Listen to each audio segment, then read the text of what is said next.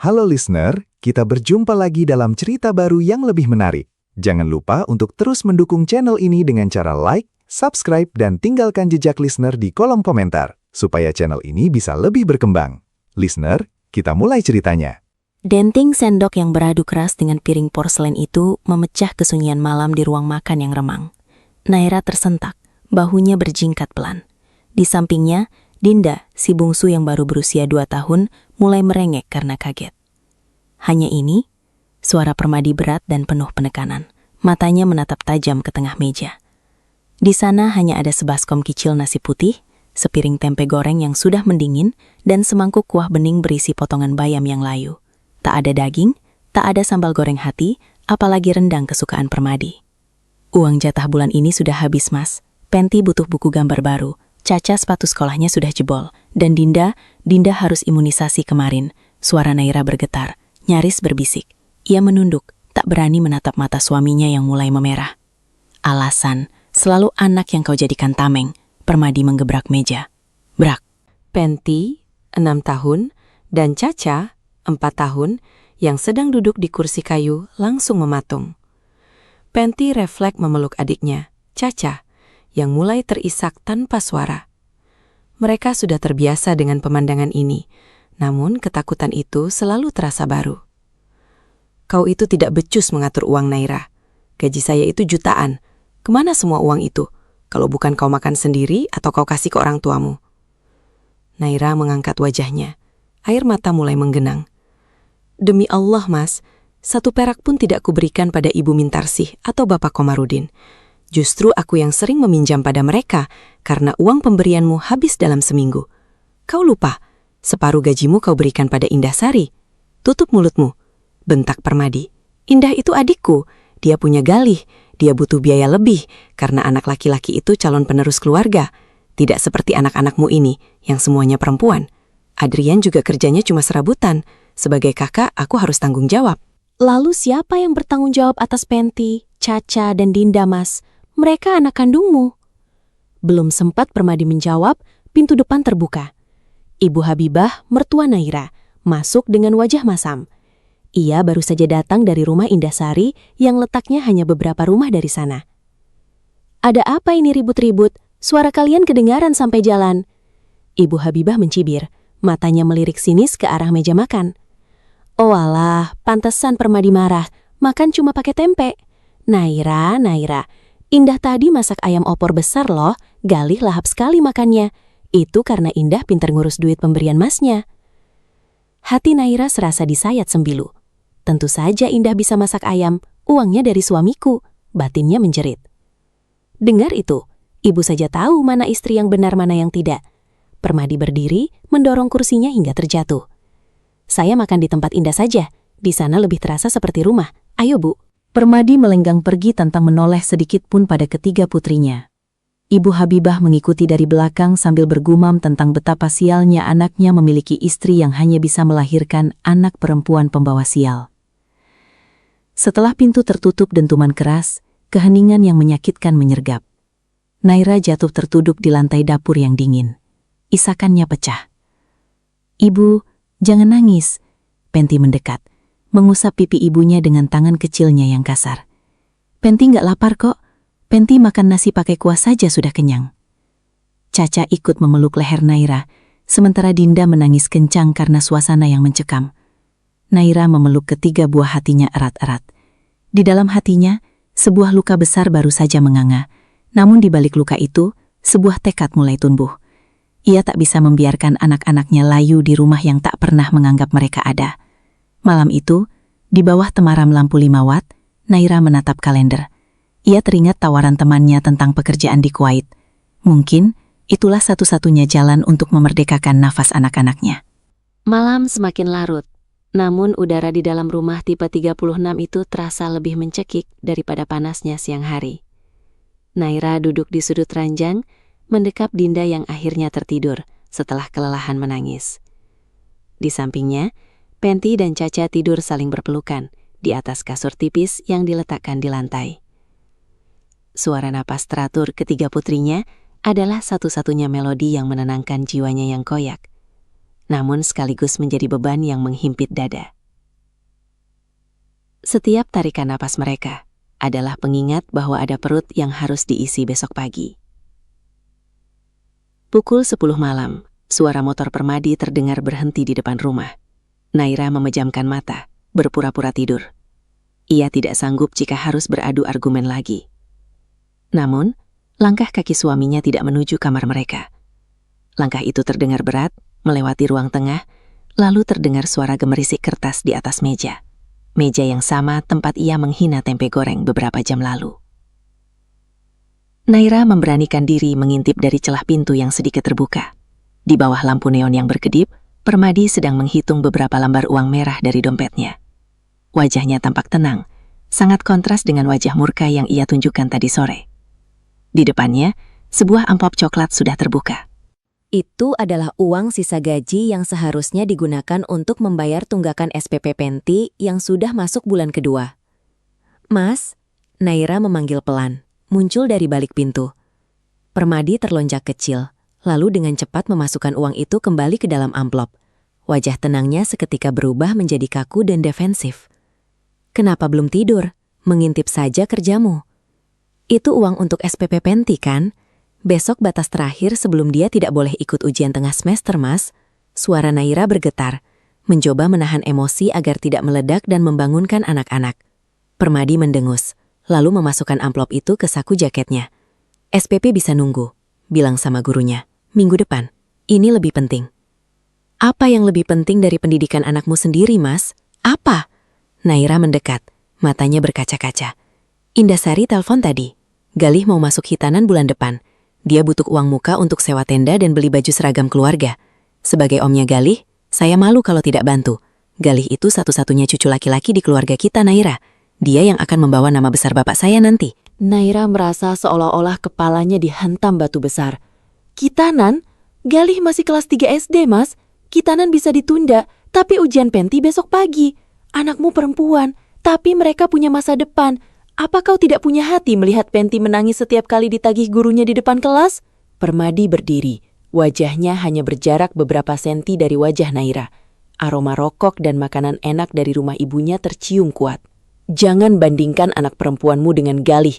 Anak perempuan itu ujung-ujungnya ke dapur, ikut suami. Tapi Galih, dia penerus.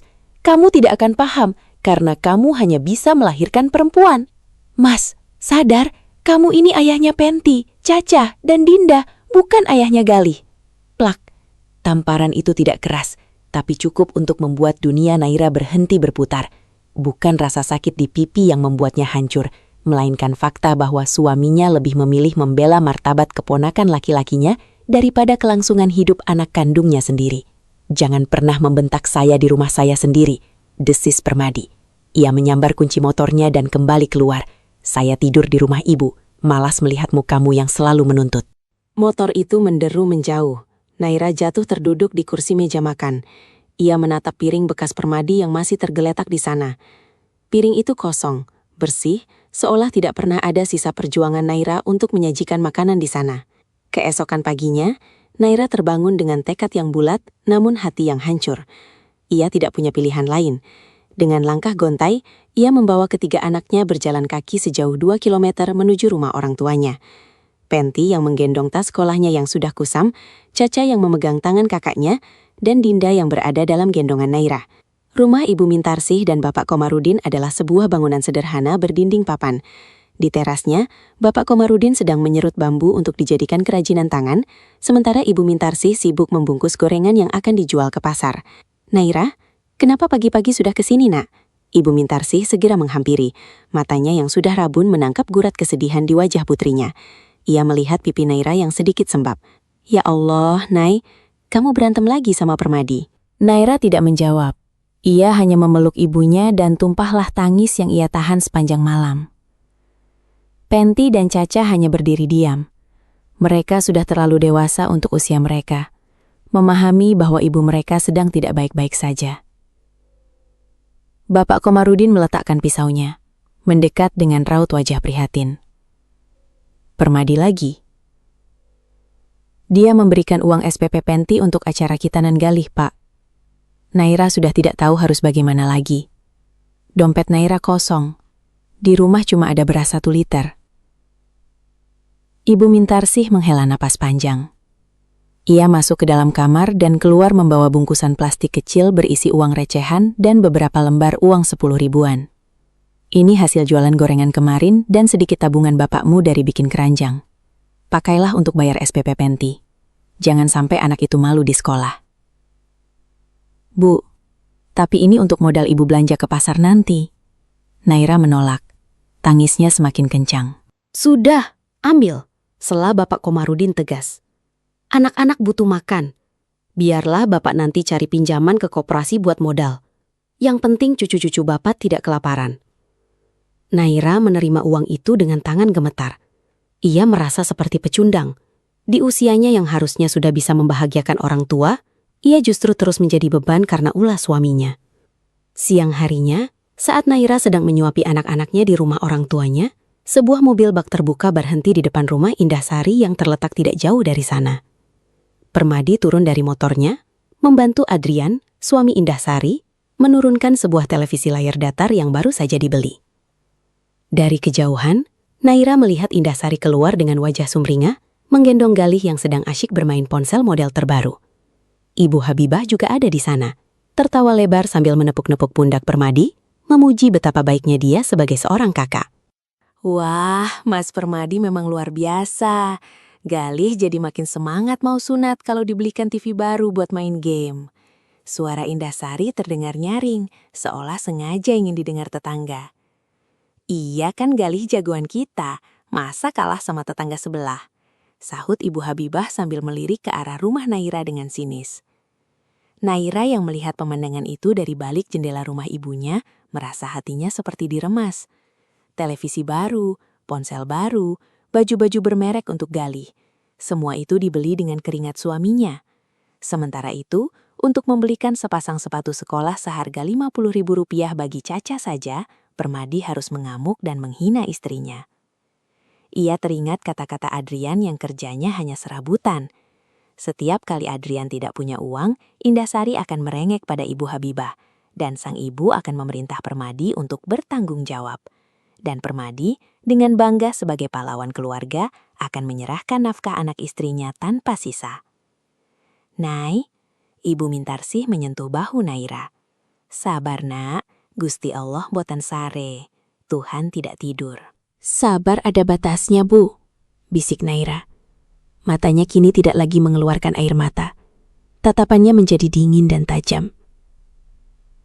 Jika Permadi menganggap kami adalah beban, maka aku akan melepaskan beban itu darinya, tapi bukan dengan cara menyerah. Di kepalanya, bayangan tentang poster lowongan kerja luar negeri yang ia lihat di balai desa tempo hari kembali muncul. Ia membayangkan dirinya berdiri di bandara, memegang paspor, dan pergi jauh dari lingkaran setan ini. Bukan untuk melarikan diri, tapi untuk membangun benteng yang tidak bisa lagi dirobohkan oleh Permadi maupun keluarganya. Aku akan pergi, Bu, ucap Naira tiba-tiba. Pergi kemana? Tanya ibunya cemas. Kemana saja yang bisa menghargai keringatku. Kemana saja yang bisa membuat Penti, Caca, dan Dinda makan dengan tenang, tanpa harus takut dibentak karena sepotong tempe. Malam itu, di bawah langit yang mendung, Naira mulai menyusun rencana. Ia tahu perjalanannya akan berat. Ia tahu ia harus berpisah dengan belahan jiwanya untuk sementara. Namun, ia juga tahu, tetap tinggal di rumah itu hanya akan membunuh jiwanya dan masa depan anak-anaknya perlahan-lahan. Permadi mungkin mencintai darah daging adiknya lebih dari darah dagingnya sendiri. Namun Naira akan membuktikan bahwa kasih sayang seorang ibu sanggup melintasi samudra demi memastikan anak-anak perempuannya tidak akan pernah lagi dipandang sebelah mata. Matahari baru saja naik sepenggala, namun panasnya sudah mulai menyengat atap seng rumah kontrakan Naira. Di dalam ruangan sempit yang merangkap sebagai ruang tamu sekaligus ruang bermain, Penti sedang berusaha keras menghapus coretan krayon di buku gambar bekasnya agar bisa dipakai kembali. Caca duduk di sampingnya, memandangi lubang di ujung sepatu sekolahnya dengan tatapan nanar. Ibu, kalau sepatu Caca dikasih plester hitam, Gurunya bakal marah nggak? Tanya Caca pelan. Suaranya yang cadel terdengar begitu menyayat hati. Naira yang sedang melipat jemuran pakaian yang sudah mulai menipis warnanya, terhenti sejenak. Ia memaksakan senyum, meski dadanya terasa sesak. Nanti ibu coba jahit ya sayang, pakai benang yang kuat, biar nggak kelihatan kalau bolong. Dinda, si bungsu, merangkak mendekati ibunya sambil memegang botol susu yang sudah kosong. Ia mengisap dotnya dengan bunyi kap-kap yang hampa. Naira tahu, itu tandanya Dinda lapar. Tapi kotak susu formula di dapur sudah benar-benar tandas. Yang tersisa hanyalah air tajin yang dicampur sedikit gula. Resep darurat yang terpaksa ia berikan sejak 2 hari lalu. Jarak usia anak-anaknya yang hanya terpaut 2 tahun, Penty 6 tahun, Caca 4 tahun, dan Dinda 2 tahun, seharusnya menjadi masa-masa paling ceria di mana mereka tumbuh bersama. Namun bagi Naira, jarak 2 tahun itu adalah estafet penderitaan yang tak kunjung putus. Saat Penty butuh seragam, Caca butuh imunisasi. Saat Caca butuh susu, Dinda butuh popok. Dan di tengah pusaran kebutuhan itu, Permadi seolah menjadi penonton yang asyik di tribun yang berbeda. Tiba-tiba, suara klakson motor yang nyaring terdengar di depan rumah. Itu bukan motor Permadi. Itu adalah motor Adrian, suami Indahsari. Naira! Teriak Indahsari dari luar, tanpa turun dari boncengan motor suaminya. Naira melangkah keluar dengan perasaan was-was. Ia melihat Indahsari mengenakan gamis baru dengan kerudung yang serasi. Sementara Adrian tampak gagah dengan jaket kulit yang Naira tahu betul. Itu dibelikan oleh Permadi bulan lalu. "Ada apa, Indah?" tanya Naira datar. "Ini, Mas Permadi titip pesan. Katanya dia nggak pulang hari ini. Mau nemenin Dalih latihan sepak bola di kecamatan. Terus, Mas Permadi bilang, kalau ada tagihan listrik, suruh kamu yang bayar dulu, pakai uang simpananmu. Mas Permadi lagi banyak pengeluaran buat sumbangan di kantor," ujar Indah dengan nada meremehkan. Naira mengepalkan tangannya di balik daster. "Uang simpanan apa, Indah? Untuk makan hari ini saja aku tidak punya. Kenapa Mas Permadi tidak langsung bicara padaku?" Indahsari tertawa kecil, suara tawanya terdengar seperti gesekan amplas. "Ya ampun, Nay, Mas Permadi itu capek kerja, jangan diganggu sama urusan receh. Lagian, kamu kan punya orang tua, masa nggak bisa bantu dikit? Oh iya, lihat nih, Indah memamerkan tas belanjaan besar di tangannya. Mas Permadi baru saja membelikan Galis sepatu bola bermerek, biar keren katanya, kan dia satu-satunya laki-laki di keluarga besar kita, calon bintang." Adrian hanya diam, sesekali membuang muka sambil memainkan kunci motornya. Ia tampak tidak peduli bahwa di hadapannya, istri dari kakak iparnya sedang menahan tangis melihat pameran kemewahan yang dibiayai dari jatah makan anak-anaknya. "Pergilah Indah, aku banyak kerjaan," ucap Naira singkat. Ia segera masuk dan membanting pintu kayu yang sudah mulai lapuk itu. Di dalam, Penty menatap ibunya dengan mata bulat yang cerdas. "Ibu, kenapa Tante Indah selalu dapat baju baru dari ayah?" Naira terdiam. Bagaimana cara menjelaskan pada anak usia 6 tahun bahwa ayahnya lebih mementingkan ego keluarga besarnya daripada kelangsungan hidup anak kandungnya? Bagaimana menjelaskan bahwa di mata ayahnya, kehadiran 3 anak perempuan adalah sebuah kesalahan genetika yang tak patut dirayakan? "Ayah lagi bantu Tante Indah, Kak. Sudah yuk, kita makan nasi sama garam dulu ya. Nanti kalau ibu sudah ada rezeki, kita beli telur," hibur Naira sambil menggendong Dinda yang mulai rewel. Siang itu, meja makan kembali menjadi saksi bisu. Hanya ada sebakul nasi yang mulai mengeras dan garam dapur. Naira menyuapi ketiga anaknya satu persatu.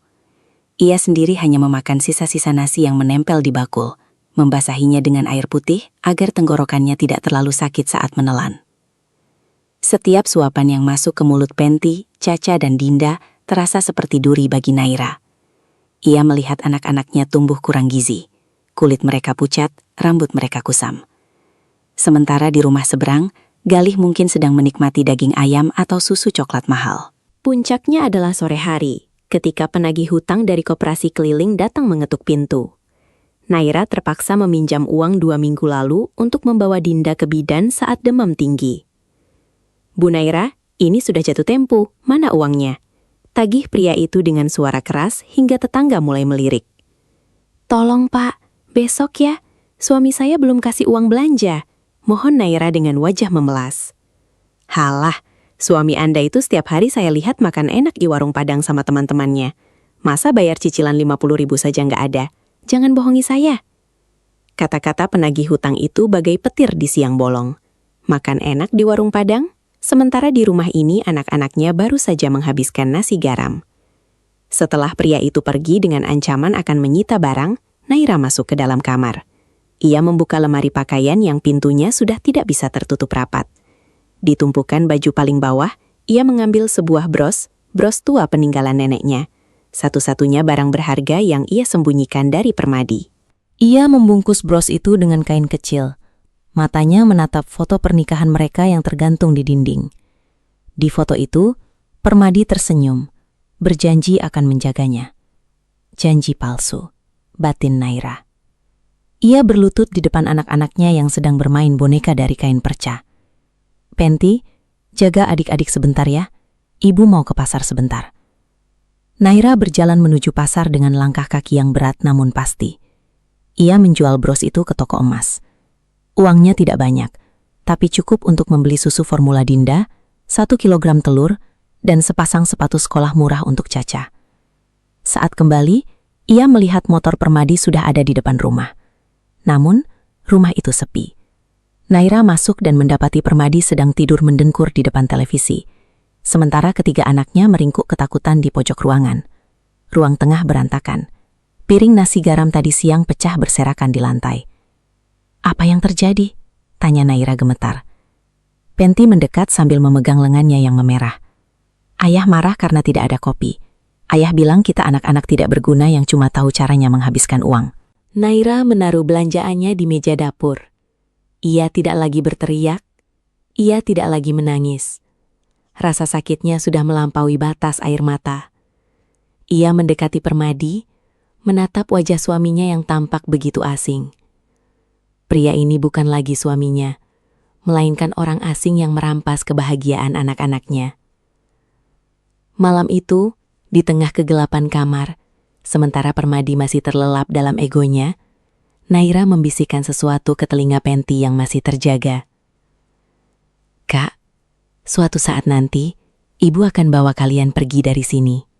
Kita akan punya rumah di mana piringnya selalu penuh, dan tidak ada yang berani memarahi kalian karena lahir sebagai perempuan."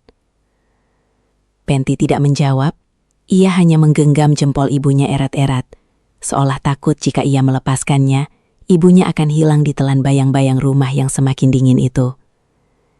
Naira tahu, ia tidak bisa menunggu lebih lama lagi. 3 bidadarinya tidak boleh layu sebelum mereka sempat mekar. Dan jika harga yang harus dibayar adalah melintasi benua, maka Naira akan melakukannya. Pagi itu, langit tampak mendung, seolah turut merasakan mendung yang menggelayut di hati Naira. Permadi sudah berangkat sejak subuh, bukan ke kantor, melainkan ke rumah Indahsari untuk mengantar Galih ke sekolah dengan motor barunya. Katanya, sebagai paman dia harus memberi contoh pada keponakan laki-lakinya itu tentang kedisiplinan. Sementara itu, Penti harus berjalan kaki sejauh 1,5 kilometer menuju sekolah dasar, menyeret langkah kecilnya dengan sepatu lama yang sudah mulai menipis solnya. Naira baru saja selesai memandikan Dinda ketika suara ketukan pintu yang kasar terdengar. Tanpa menunggu jawaban, pintu kayu itu terbuka dan sosok Ibu Habibah melangkah masuk dengan wajah yang ditekuk. "Naira, kamu apakan Permadi sampai dia harus menginap di rumah Sari semalam?" tuduh Ibu Habibah tanpa basa-basi. Ia langsung duduk di kursi plastik yang ada di ruang tamu. Matanya berkeliling menilai kebersihan rumah. Naira menarik nafas panjang, mencoba menekan rasa sesak di dadanya. "Mas Permadi sendiri yang mau menginap di sana, Bu. Katanya ingin menemani Galih main game baru." Ibu Habibah mendengus sinis. "Ya wajar saja dia malas di sini. Rumah berantakan, isinya tangisan anak-anak terus. Lagi pula, kamu itu harusnya sadar diri sebagai istri. Tadi malam Permadi cerita kalau kamu berani membentak dia gara-gara uang yang dia kasih ke Sari." "Bu, itu uang SPP Penti. Anak-anak juga butuh makan," bela Naira pelan. "Halah, anak perempuan itu tidak usah sekolah tinggi-tinggi, nanti juga ke dapur. Yang penting itu Galih, dia laki-laki, dia yang akan menjaga nama baik keluarga kita. Dia yang bakal mendoakan kita kalau sudah tidak ada. Kamu itu sudah beruntung Permadi masih mau menafkahi kamu meski kamu cuma kasih dia anak perempuan semua.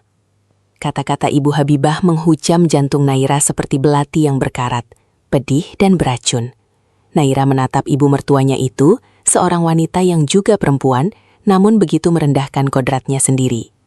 Dinda, Penti, dan Caca juga cucu ibu. Apa mereka tidak berhak atas kasih sayang ayahnya? Kasih sayang itu ada harganya, Naira. Kalau kamu mau disayang, kasih Permadi anak laki-laki. Ini malah setiap 2 tahun brojol perempuan lagi. Pantas saja rezeki Permadi seret. Mungkin karena terlalu banyak menanggung anak perempuan yang cuma bakal jadi beban. Ujar Ibu Habibah sambil berdiri, hendak menuju dapur. Ibu Habibah membuka tudung saji di meja makan. Matanya melotot melihat piring-piring yang kosong. Hanya ada sisa nasi yang tadi pagi dimasak Naira dari beras pemberian ibunya. Oh alah, jadi benar kata Permadi. Kamu sengaja tidak masak supaya dia merasa bersalah? Istri macam apa kamu ini? Suami kerja banting tulang, sampai di rumah malah dikasih meja kosong. Mas Permadi tidak memberi uang belanja 1 minggu ini, Bu. Suara Naira meninggi. Ia sudah tidak sanggup lagi menahan sabar. Uang 1 bulan dia berikan separuhnya ke Indahsari di minggu pertama. Bagaimana aku harus memasak kalau gas habis dan warung depan sudah tidak mau memberi utangan? Ibu Habibah berkaca kinggang. Jangan menyalahkan Indah. Indah itu adiknya. Dia tanggung jawab Permadi. Adrian itu suaminya lagi susah. Kamu sebagai ipar harusnya punya rasa empati. Jangan egois mau makan enak sendiri sementara keponakanmu butuh biaya. Lalu anak-anakku bagaimana, Bu? Apa mereka harus mati kelaparan supaya Gali bisa punya mainan baru? Plak! 1 tamparan mendarat di pipi Naira. Kali ini bukan dari tangan suaminya, melainkan dari tangan wanita yang seharusnya ia anggap sebagai ibu kedua. Berani kamu melawan mertua. Pantas saja Permadi tidak betah. Kamu itu pembawa sial di keluarga ini. Sejak kamu masuk ke keluarga kami, Permadi jadi sering susah karena harus ngurusin anak-anak perempuanmu itu. Naira memegang pipinya yang panas. Air matanya tidak jatuh. Rasa sakit fisik itu tidak ada apa-apanya dibandingkan penghinaan yang baru saja ia terima. Ia menatap Ibu Habibah dengan tatapan yang membuat wanita tua itu sedikit bergidik. Sudah puas, Bu? Tanya Naira dingin. Terima kasih atas tamparannya. Sekarang saya tahu, di rumah ini dan di keluarga ini, saya dan anak-anak saya memang tidak pernah punya tempat. Bagus kalau kamu sadar. Jangan harap aku bakal belain kamu di depan Permadi. Malah aku bakal suruh Permadi nikah lagi sama perempuan yang bisa kasih dia anak laki-laki. Biar dia nggak rugi banting tulang tiap hari. Ibu Habibah melenggang keluar dengan perasaan menang, meninggalkan Naira yang mematung di tengah ruangan. Siang harinya, Naira duduk di dapur, menatap botol susu Dinda yang mulai kusam. Ia teringat ibunya, Ibu Mintarsih. Teringat bagaimana ibunya selalu menguatkannya. Ia merasa sangat berdosa karena terus-menerus merepotkan orang tuanya. Ayahnya, Bapak Komarudin, sudah mulai sering sakit-sakitan karena terlalu banyak bekerja kasar demi menutupi kekurangan cucu-cucunya. Tiba-tiba, Penti pulang sekolah dengan wajah tertunduk. Bajunya kotor terkena noda tanah. "Kakak kenapa?" tanya Naira panik, segera menghampiri putri sulungnya. Penti mulai terisak. Tadi di sekolah Penti dibilang anak peminta-minta sama Galih, Bu. Galih pamer sepatu barunya di depan teman-teman. Terus dia bilang ayah Penti lebih sayang dia karena dia laki-laki. Galih bilang Penti nggak bakal bisa ikut ujian karena ayah nggak mau bayar sekolah Penti. Dunia seolah runtuh menimpa kepala Naira. Kebencian yang ditanamkan Permadi dan keluarganya kini sudah mulai meracuni pikiran anak-anak kecil itu. Galih, yang masih kecil, sudah diajarkan untuk merendahkan sepupunya sendiri hanya karena perbedaan jenis kelamin. Kita rehat dulu sebentar. Sebelum melanjutkan cerita, jangan lupa untuk terus mendukung channel ini dengan cara like, subscribe, dan tinggalkan jejak listener di kolom komentar, supaya channel ini bisa lebih berkembang. Listener, kita lanjut ke jalan cerita. Naira memeluk Penti erat. Jangan dengarkan, Kak. Kakak anak pintar. Kakak anak hebat. Ibu janji. Ibu akan bayar sekolah kakak. Ibu janji. Tapi gimana caranya, Bu? Ibu nggak punya uang, kan? Tanya Penti dengan polosnya. Naira terdiam. Ia menatap ke arah jendela yang terbuka. Di kejauhan ia melihat sebuah papan pengumuman di kantor desa yang bertuliskan, penyaluran tenaga kerja migran resmi.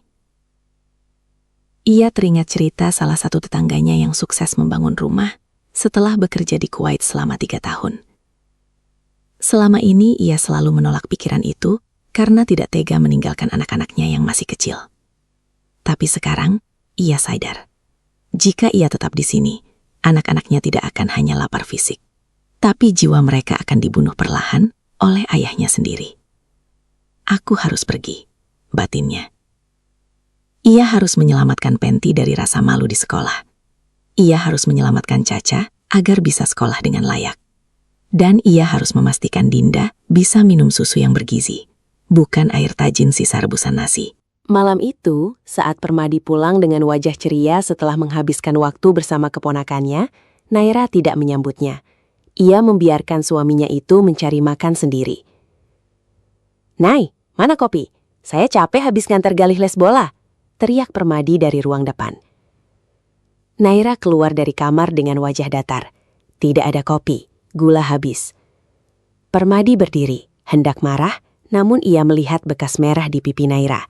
Ia tahu itu bekas tamparan ibunya, karena ibunya sudah mengadu lewat telepon tadi sore tentang kelakuan kurang ajar Naira. "Makanya, jadi istri itu yang benar, jangan berani sama orang tua saya. Ibu itu benar, kamu itu terlalu menuntut, harusnya kamu bersyukur saya masih mau pulang ke sini," ujar Permadi tanpa rasa empati sedikit pun. Naira hanya menatapnya tanpa ekspresi. "Mas, aku mau minta uang untuk SPP Penty, terakhir besok." Permadi merogoh saku celananya, mengambil dompet, dan hanya mengeluarkan uang 10.000 rupiah. Ia melemparkannya ke atas meja. "Cuma ada itu. Sisanya sudah saya kasih ke Sari, buat syukuran Galih masuk tim inti bola. Jangan tanya lagi." Naira melihat uang 10.000 itu tertiup angin kecil di atas meja. Ia tidak mengambilnya. Ia membiarkan uang itu jatuh ke lantai. "Terima kasih, Mas. Aku sudah mengerti sekarang," ucap Naira pelan, hampir menyerupai bisikan. Permadi mengernyit. "Mengerti apa?" "Mengerti bahwa bagimu, kami hanyalah pajangan yang mengganggu. Dan bagiku, mengharapkanmu adalah sebuah kebodohan yang tidak boleh aku ulangi lagi." Naira berbalik, masuk ke dalam kamar dan mengunci pintu. Di dalam kegelapan, ia mulai melipat satu persatu ijazah dan dokumen pentingnya. Ia tidak akan meminta izin pada suaminya, karena izin itu pasti akan dibayar dengan hinaan. Ia akan bergerak dalam diam, seperti air yang tenang namun sanggup menghanyutkan. Naira mulai merajut takdirnya sendiri, demi 3 bidadari yang kini tengah terlelap, tanpa tahu bahwa ibu mereka sedang menyiapkan sebuah revolusi besar dalam hidup mereka.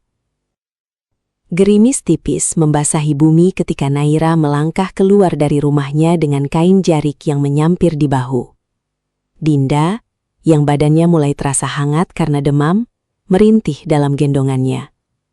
Langkah Naira terasa berat, bukan hanya karena beban tubuh anaknya, tapi karena beban rasa malu yang kian menumpuk di pundaknya.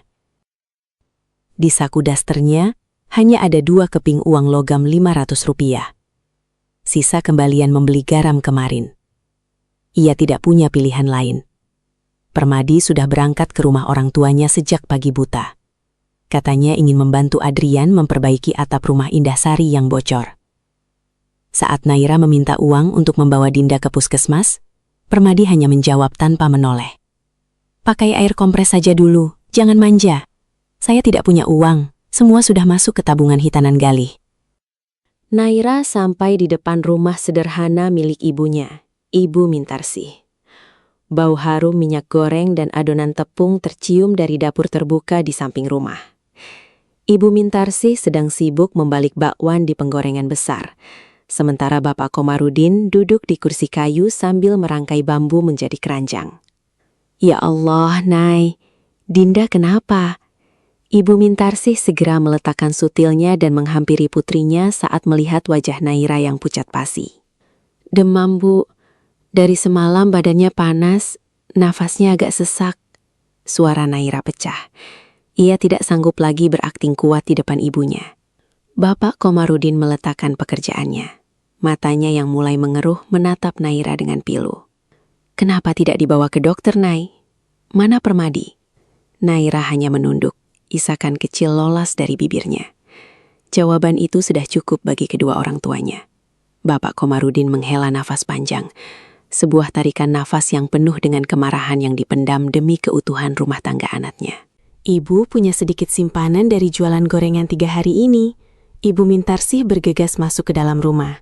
Ia keluar membawa sebuah kaleng biskuit tua. Di dalamnya ada gulungan uang kertas yang lecek dan berminyak. "Jangan, Bu, itu kan untuk modal ibu belanja besok pagi," tolak Naira, meskipun hatinya menjerit butuh. "Sudah, ambil. Nyawa cucu ibu lebih penting dari modal gorengan. Besok biar bapakmu cari pinjaman ke Pak RT atau ke koperasi pasar." Ibu Mintarsih memaksa uang itu ke tangan Naira. "Bawa Dinda ke dokter spesialis anak di kota. Jangan cuma ke puskesmas kalau nafasnya sesak begitu." Naira menggenggam uang itu erat-erat. Uang yang bau minyak. Uang yang dikumpulkan ibunya rupiah demi rupiah di bawah terik matahari. Sementara suaminya sendiri menghamburkan jutaan rupiah demi gengsi di depan adiknya. Harga diri Naira rasanya jatuh ke titik nadir. Ia merasa seperti parasit yang menghisap darah orang tuanya yang sudah rentah. Perjalanan ke dokter spesialis anak memakan waktu 1 jam dengan angkutan umum. Di dalam angkot yang sesak, Naira terus membisikkan doa. Ia menatap wajah Dinda yang memerah. Di kepalanya, bayangan Galih yang sedang tertawa sambil memegang mainan mahal kiriman Permadi terus berputar. "Kenapa, Mas?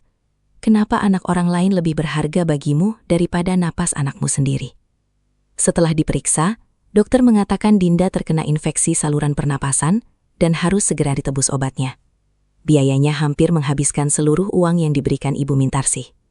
Saat keluar dari apotek, Naira melihat sisa uang di tangannya hanya cukup untuk ongkos pulang dan 2 bungkus nasi uduk. Saat sedang menunggu angkot, ponsel tua Naira bergetar. Sebuah pesan masuk dari Permadi. "Jangan pulang telat. Ibu sama Indah mau datang sore ini. Mereka mau pinjam panci besar dan kompor gasmu buat latihan masak catering pesanan orang. Bersihkan rumah. Jangan memalukan saya di depan mereka." Darah Naira mendidih. Mereka meminjam barang-barangnya untuk mencari uang bagi keluarga mereka sendiri, sementara ia harus mengemis pada ibunya untuk biaya pengobatan anaknya. Sore harinya, rumah kecil itu riuh. Indah Sari dan Ibu Habibah sudah ada di dapur, mengacak-acak lemari penyimpanan Naira tanpa izin. Mereka tertawa-tawa seolah rumah itu milik mereka. "Nay, panci prestomu mana? Indah mau coba bikin bandeng presto buat sampel cateringnya," teriak Ibu Habibah dari dapur. Naira baru saja meletakkan Dinda di kamar. Penti dan Caca duduk di sudut ruang tamu, memandangi nenek dan bibinya dengan takut. "Panci itu rusak, Bu. Katupnya bocor," jawab Naira datar sambil berjalan ke dapur. "Rusak atau sengaja disembunyikan karena tidak mau meminjamkan?" Indah Sari mencibir sambil melirik Naira. Ia mengenakan bros emas di kerudungnya. Naira tahu itu emas yang dibeli Permadi bulan lalu. "Mas Permadi bilang kamu itu pelit sama keluarga sendiri. Padahal kan kalau usaha cateringku jalan, Galih juga yang senang." "Aku tidak pelit, Indah. Tapi aku tidak punya waktu untuk mengurusi panci. Dinda sedang sakit. Dia butuh ketenangan." Naira menatap mata Indah Sari dengan tajam. "Halah, sakit sedikit saja manja. Galih dulu waktu kecil sering panas, tapi aku nggak pernah seheboh kamu," sahut Ibu Habibah sambil terus menggeledah lemari bawah. Ini apa?" Ibu Habibah menarik sebuah bungkusan plastik dari balik tumpukan kain. Isinya adalah sisa uang dari Ibu Mintarsih yang tadi diselipkan Naira. "Wah, katanya nggak punya uang, tapi nyimpan uang sebanyak ini." Ibu Habibah menghitung lembaran uang itu. "Pas sekali, ini cukup buat bayar cicilan motor Adrian yang nunggak 2 bulan. Permadi tadi pusing mikirin Adrian mau ditarik motornya." Naira menyambar uang itu dari tangan mertuanya. Tenaganya muncul entah dari mana. "Itu uang ibu saya. Itu uang untuk beli obat Dinda. Jangan sekali-kali ibu sentuh." "Kurang ajar kamu, Naira," Ibu Habibah berteriak kaget.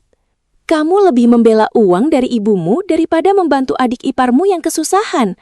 Kamu tahu kan kalau Adrian gak punya motor, dia gak bisa kerja serabutan. Kalau dia gak kerja, Galih makan apa? Lalu anak-anakku makan apa, Bu? Mas Permadi sudah kasih semua gajinya pada kalian. Apa itu belum cukup?" teriak Naira. Kali ini, ia tidak peduli lagi jika tetangga mendengar. Suara motor Permadi berhenti di depan rumah. Ia masuk dengan wajah merah padam. Rupanya, ia mendengar teriakan Naira dari luar. "Ada apa ini? "Naira, kenapa kamu teriak-teriak sama ibu?" Permadi langsung berdiri di depan ibunya, melindungi. "Mas, lihat istrimu ini. Dia nyembunyikan uang, padahal Adrian lagi susah motornya mau ditarik. Dia malah bentak-bentak ibu." Adu Ibu Habibah dengan nada dramatis yang dibuat-buat. Permadi menatap Naira dengan benci. "Mana uangnya? Berikan pada ibu."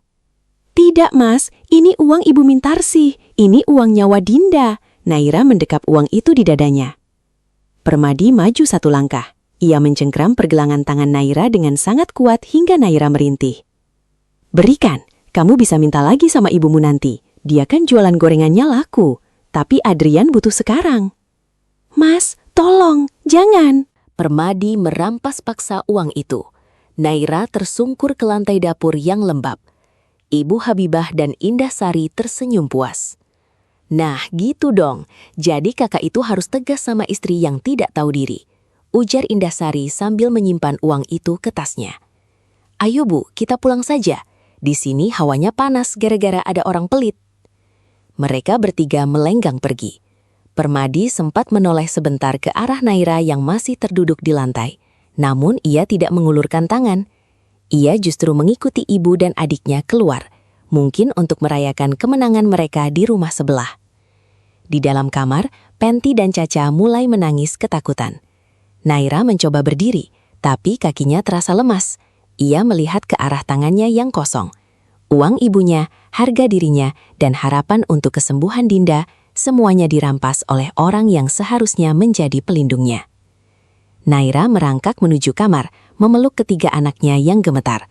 Di tengah isak tangis anak-anaknya, Naira menatap langit-langit kamar yang penuh noda bocor. Cukup. Satu kata itu bergema di dalam kepalanya. Cukup menjadi keset, cukup menjadi hamba dari ego laki-laki yang salah alamat. Malam itu, saat seluruh rumah sudah sunyi dan Permadi belum juga pulang, mungkin sedang asyik makan malam mewah di rumah ibunya, Naira mengambil secarik kertas. Ia menuliskan sebuah nama dan nomor telepon yang diberikan temannya beberapa waktu lalu. Siti, agen penyalur TKI. Tangannya tidak lagi gemetar saat memutar nomor itu di ponselnya. Ia tahu, mulai malam ini, ia tidak lagi memiliki suami. Ia hanya memiliki 3 putri yang harus ia selamatkan dari kemiskinan dan ketidakadilan ini, meskipun ia harus mempertaruhkan nyawanya di negeri orang. Hutang nyawa pada ibunya akan ia bayar, dan harga diri yang telah diinjak-injak ini akan ia jemput kembali dengan tangannya sendiri. Di tanah Kuwait yang jauh, ia melihat secercah cahaya, jauh lebih terang daripada lampu di rumah yang sudah lama kehilangan hangatnya ini. Keheningan di rumah itu kini terasa lebih mencekam daripada suara bentakan. Sejak malam perampasan uang obat Dinda, Naira berhenti bicara. Ia menjalankan kewajibannya seperti robot, mencuci, menyapu, dan memasak nasi seadanya. Namun matanya tidak lagi mengikuti gerak-gerik Permadi. Baginya pria itu kini hanyalah bayangan hitam yang kebetulan melintasi atap yang sama. Permadi sendiri tampaknya semakin merasa menang. Dengan uang yang ia rampas dari Naira, yang kemudian ia serahkan pada Adrian untuk cicilan motor, ia merasa telah menjadi pahlawan besar. Frekuensi kepulangannya ke rumah pun semakin berkurang. "Mas, ayah pulang jam berapa?" tanya Penti suatu sore saat mereka duduk di teras. Naira mengelus rambut Penti yang kusam. "Mungkin tidak pulang, Kak. Ayah kan lagi sibuk di rumah nenek." Faktanya Permadi memang lebih sering menginap di rumah Ibu Habibah. Alasannya selalu sama. Galih ingin ditemani tidur, Galih minta diajari matematika, atau Galih ingin diajak jalan-jalan subuh. Di rumah itu, Permadi merasa dihargai sebagai kepala keluarga besar. Sementara di rumahnya sendiri, ia hanya melihat wajah layu istri dan 3 anak perempuan yang ia anggap sebagai beban masa depan. Suatu malam, hujan turun dengan sangat deras. Atap rumah kontrakan mereka yang sudah tua mulai membocorkan air di beberapa titik. Naira sibuk meletakkan ember dan baskom di bawah kucuran air. Dinda, yang batuknya belum benar-benar sembuh, mulai merintih kedinginan. "Ibu, dingin," bisik Caca sambil menarik daster Naira. Naira melihat kasur lantai tempat anak-anaknya tidur sudah mulai lembab terkena tempias hujan. Ia menoleh ke arah ponselnya. Pukul 22 WIB. Ia mencoba menelepon Permadi, berharap setidaknya pria itu pulang untuk membantu membetulkan genteng atau memindahkan lemari agar baju anak-anak tidak basah. Panggilan pertama dialihkan. Panggilan kedua ditolak. Panggilan ketiga dijawab, tapi bukan suara Permadi yang terdengar. Halo? Ngapain sih telepon-telepon terus? Mas Permadi lagi tidur, capek habis nemenin Galih main bola di lapangan futsal tadi sore. Itu suara Indah Sari, terdengar ketus dan penuh kemenangan. Indah, tolong bangunkan Mas Permadi. Rumah bocor parah, anak-anak kedinginan. Dinda sakitnya kambuh lagi. Mohon Naira, merendahkan suaranya demi anak-anak. Halah, cuma bocor saja heboh. Dulu waktu kecil kita juga sering kehujanan di rumah lama. Mas Permadi itu lagi istirahat, jangan diganggu. Lagian, besok pagi dia sudah janji mau ngantar Galih beli sepatu baru. Sudah ya, berisik. Klik. Sambungan diputus sepihak. Naira menatap layar ponselnya yang retak. Air matanya jatuh, bercampur dengan air hujan yang menetes dari langit-langit. Di saat anak kandungnya sendiri terancam paru-parunya karena kedinginan, suaminya lebih memilih tidur lelap demi mengantar keponakan membeli sepatu. Ibu, ayah nggak datang? Tanya Penti pelan. Ia sedang berusaha menutupi tubuh Dinda dengan kain jari kering yang tersisa. Naira menggeleng. Ia menarik napas panjang, mengusap air matanya dengan kasar. Tidak sayang, ayah tidak datang. Tapi ibu ada di sini. Kita pindah ke pojokan yang tidak bocor ya? Malam itu, mereka berempat meringkuk di sudut ruangan yang paling kering. Naira memeluk ketiga putrinya, mencoba menyalurkan kehangatan dari tubuhnya sendiri yang sebenarnya juga sudah mulai menggigil. Di tengah kegelapan dan suara petir, Naira menyadari satu hal yang sangat pahit. Rumah ini sudah lama mati. Kehangatan itu sudah dicuri dan dibawa ke rumah lain. Diberikan kepada orang lain yang bahkan tidak sedarah dengannya. Keesokan paginya, matahari muncul dengan angkuh. Permadi pulang pukul 10 pagi dengan wajah segar, membawa bungkusan plastik berisi sisa martabak. Ini buat anak-anak. Tadi malam ibu beli kebanyakan buat Galih. Ujar Permadi santai sambil meletakkan martabak dingin itu di meja yang masih basah. Naira menatap martabak itu, lalu menatap suaminya. Tadi malam aku telepon. Iya, Indah cerita. Kamu itu keterlaluan ya, cuma urusan bocor sampai telepon berkali-kali. Kan bisa pasang ember sendiri. Saya itu capek kerja, butuh tidur tenang di rumah ibu. Permadi mulai mengeluh sambil membuka kulkas, mencari air dingin. Dinda hampir sesak napas tadi malam, Mas. Tapi sekarang dia nggak apa-apa kan? Jangan selalu melebih-lebihkan keadaan, sela Permadi sepat. Ia kemudian duduk di kursi, menatap jam tangan. Siapkan baju rapi saya. Nanti siang ada acara makan-makan di rumah Sari. Adrian dapat proyek kecil, jadi kami mau syukuran. Syukuran dengan uang gajimu? Tanya Naira telak. Permadi berdiri, matanya menyipit. Apa maksudmu? Itu uang-uang saya yang cari, saya yang berhak menentukan kemana uang itu pergi. Kamu cuma istri, tugasmu itu diam dan mengurus rumah. Rumah yang mana, Mas? Rumah yang bocor ini? Atau rumah yang anak-anaknya makan nasi garam sementara ayahnya makan enak di tempat lain? Brak! Permadi memukul meja makan, hingga martabak dingin itu terjatuh ke lantai. Kalau kamu tidak suka, silahkan pergi. Tidak ada yang menahanmu di sini. Paling-paling kamu balik ke rumah ibumu yang miskin itu. Jangan pikir saya akan mengejarmu. Naira tidak membalas. Ia justru merasa tenang. Kalimat silahkan pergi dari mulut Permadi adalah kunci yang selama ini ia tunggu untuk membuka gembok penjara ini. Baik, Mas, kalau itu maumu. Jawab Naira sangat tenang. Membuat Permadi sedikit bingung namun enggan mengakui rasa heran itu. Sore itu, saat Permadi kembali pergi dengan penampilan necis untuk menghadiri syukuran di rumah adiknya, Naira tidak menangis lagi. Ia mengambil sapu dan membersihkan sisa martabak yang jatuh di lantai. Ia melihat Penti, Caca dan Dinda yang sedang berbagi satu bungkus biskuit pemberian tetangga. Ibu, ayah pergi lagi? Tanya Caca. Iya nak, ayah pergi ke tempat yang lebih dia sayang, jawab Naira jujur. Ia masuk ke dalam kamar, menarik sebuah tas kain besar dari bawah ranjang. Ia mulai memasukkan baju-baju anak-anaknya. Tidak semua, hanya yang paling layak. Di sela-sela lipatan baju itu, Ia menyelipkan brosur agen TKI yang sudah ia lipat kecil. Rencana itu sudah matang. Ia sudah bertemu dengan Ibu Siti, sang agen. Semua dokumen sedang diproses. Naira tahu, keberangkatannya tinggal menghitung minggu.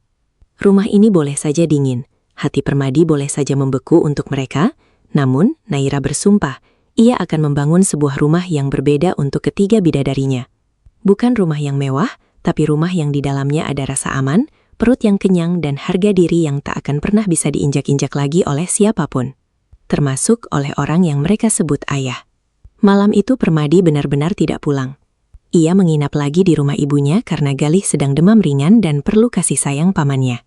Naira menatap tempat tidur kosong di sampingnya tanpa rasa rindu. Baginya, ketiadaan Permadi justru memberikan kehangatan yang aneh di rumah yang dingin itu. Kehangatan dari sebuah tekad yang tak tergoyahkan. Minggu ketiga di bulan itu terasa seperti tahun-tahun yang panjang bagi Naira. Sisa uang hasil menjual bros sudah habis tak bersisa. Beras di karung hanya tinggal 2 genggam, sementara botol susu Dinda hanya berisi air putih hangat yang diberi sedikit gula merah agar ada warnanya. Penti dan Caca sudah 2 hari ini membawa bekal ke sekolah hanya berupa nasi putih yang dicetak bulat-bulat, tanpa lauk, tanpa sayur. Di sisi lain, rumah Indahsari tampak semakin meriah. Kabar tentang tim sepak bola Galih yang memenangkan turnamen tingkat kecamatan menjadi alasan baru bagi Permadi untuk merogoh kocek lebih dalam. Sore itu, Permadi pulang ke rumah dengan langkah gontai dan perut yang sebenarnya kenyang setelah makan besar di rumah ibunya. Namun, ia merasa perlu menunjukkan kekuasaannya sebagai kepala rumah tangga. Ia masuk ke dapur, membanting tas kerjanya di atas kursi kayu, lalu duduk dengan angkuh. "Nai, saya lapar. Siapkan makan," teriaknya. Suaranya menggema di ruangan yang sempit itu. Naira yang sedang mengompres dahi Dinda di kamar segera keluar. Wajahnya pucat, lingkaran hitam di bawah matanya menunjukkan betapa kurangnya ia beristirahat. Ia berjalan ke dapur, mengambil sebuah piring plastik, lalu menyendokkan nasi yang tersisa ke atasnya. Di tengah piring itu, Naira hanya meletakkan sejumput garam dan 1 iris kecil tempe sisa kemarin yang ia simpan dengan hati-hati. "Ini Mas," ucap Naira pelan, meletakkan piring itu di depan Permadi. Permadi menatap piring itu dengan mata terbelalak. Wajahnya perlahan berubah menjadi merah padam. Urat-urat di lehernya menegang. "Apa ini?" Permadi menunjuk piring itu dengan jari gemetar. "Kamu menghina saya. Saya baru pulang kerja, capek cari uang, dan kamu kasih saya makan nasi garam sama tempe basi." "Uang belanja sudah habis seminggu yang lalu, Mas. Kamu tidak memberiku tambahan," sahut Naira. Suaranya datar namun tajam. "Halah, jangan bohong. Gaji saya itu jutaan. Kemana kamu buang uang itu? Pasti kamu kasih ke ibumu yang miskin itu kan? Atau kamu pakai buat foya-foya di belakang saya?" Naira tertawa kecil, tawa yang penuh dengan kepahitan. "Foya-foya? Lihat daster kumas. Sudah penuh tambalan. Lihat anak-anakmu. Caca sampai menangis karena sepatunya jebol dan dia malu ke sekolah.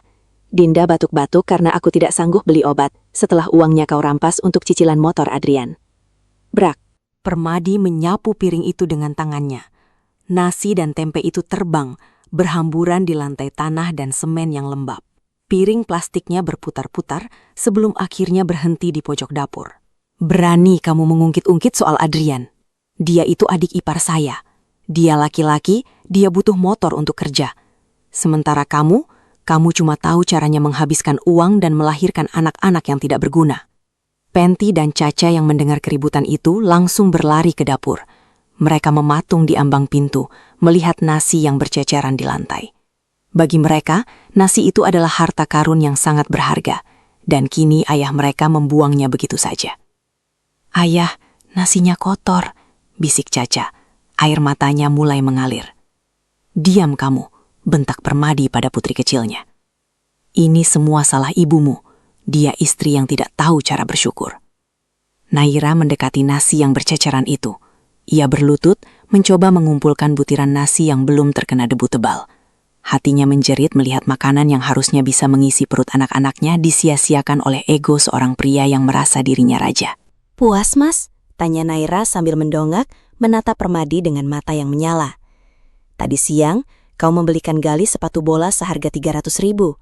Aku melihatnya dari rumah ibu. Kau tertawa-tawa di sana, makan ayam goreng dengan lahap.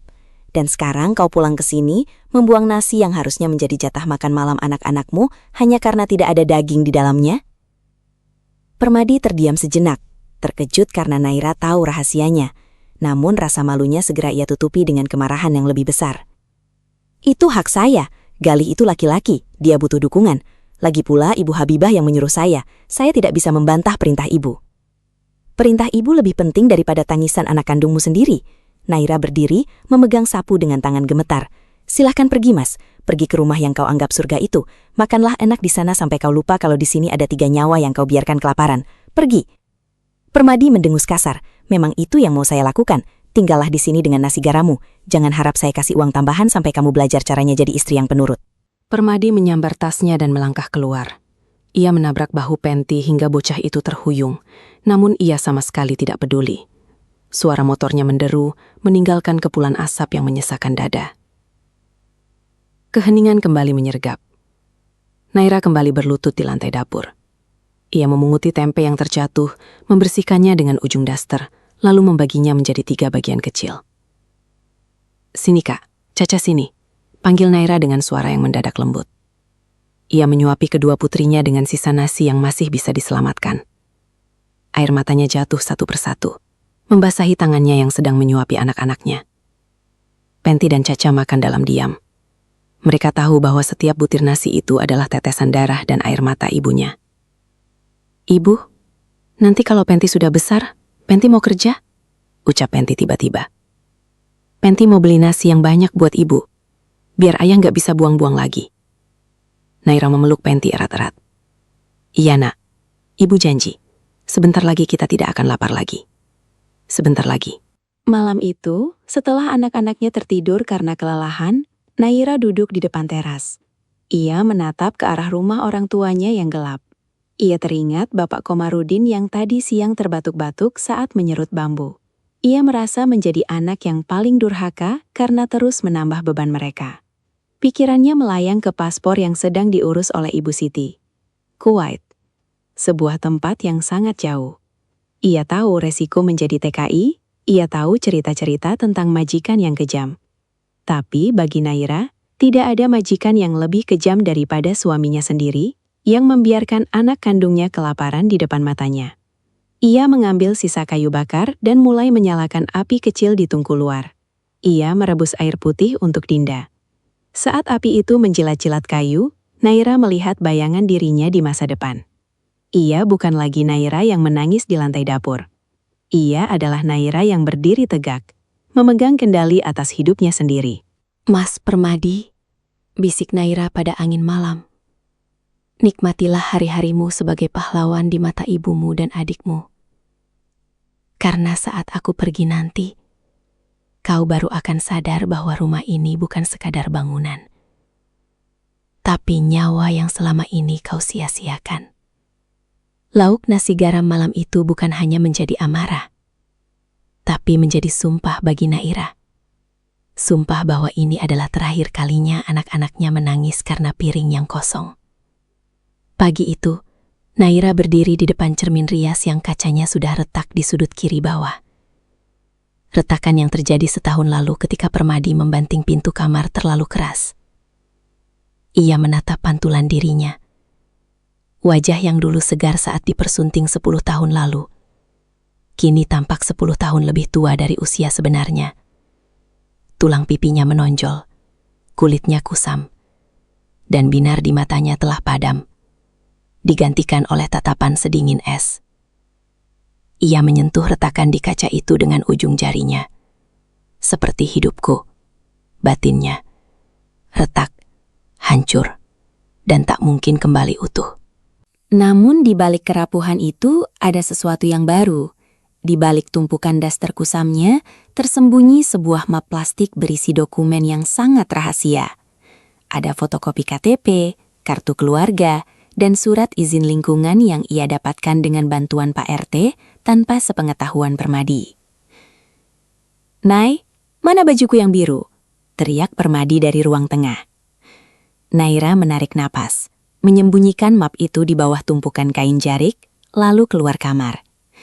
Ia melihat Permadi sedang mengacak-acak tumpukan setrikaan yang belum sempat ia rapihkan karena semalam Dinda rewel akibat demam.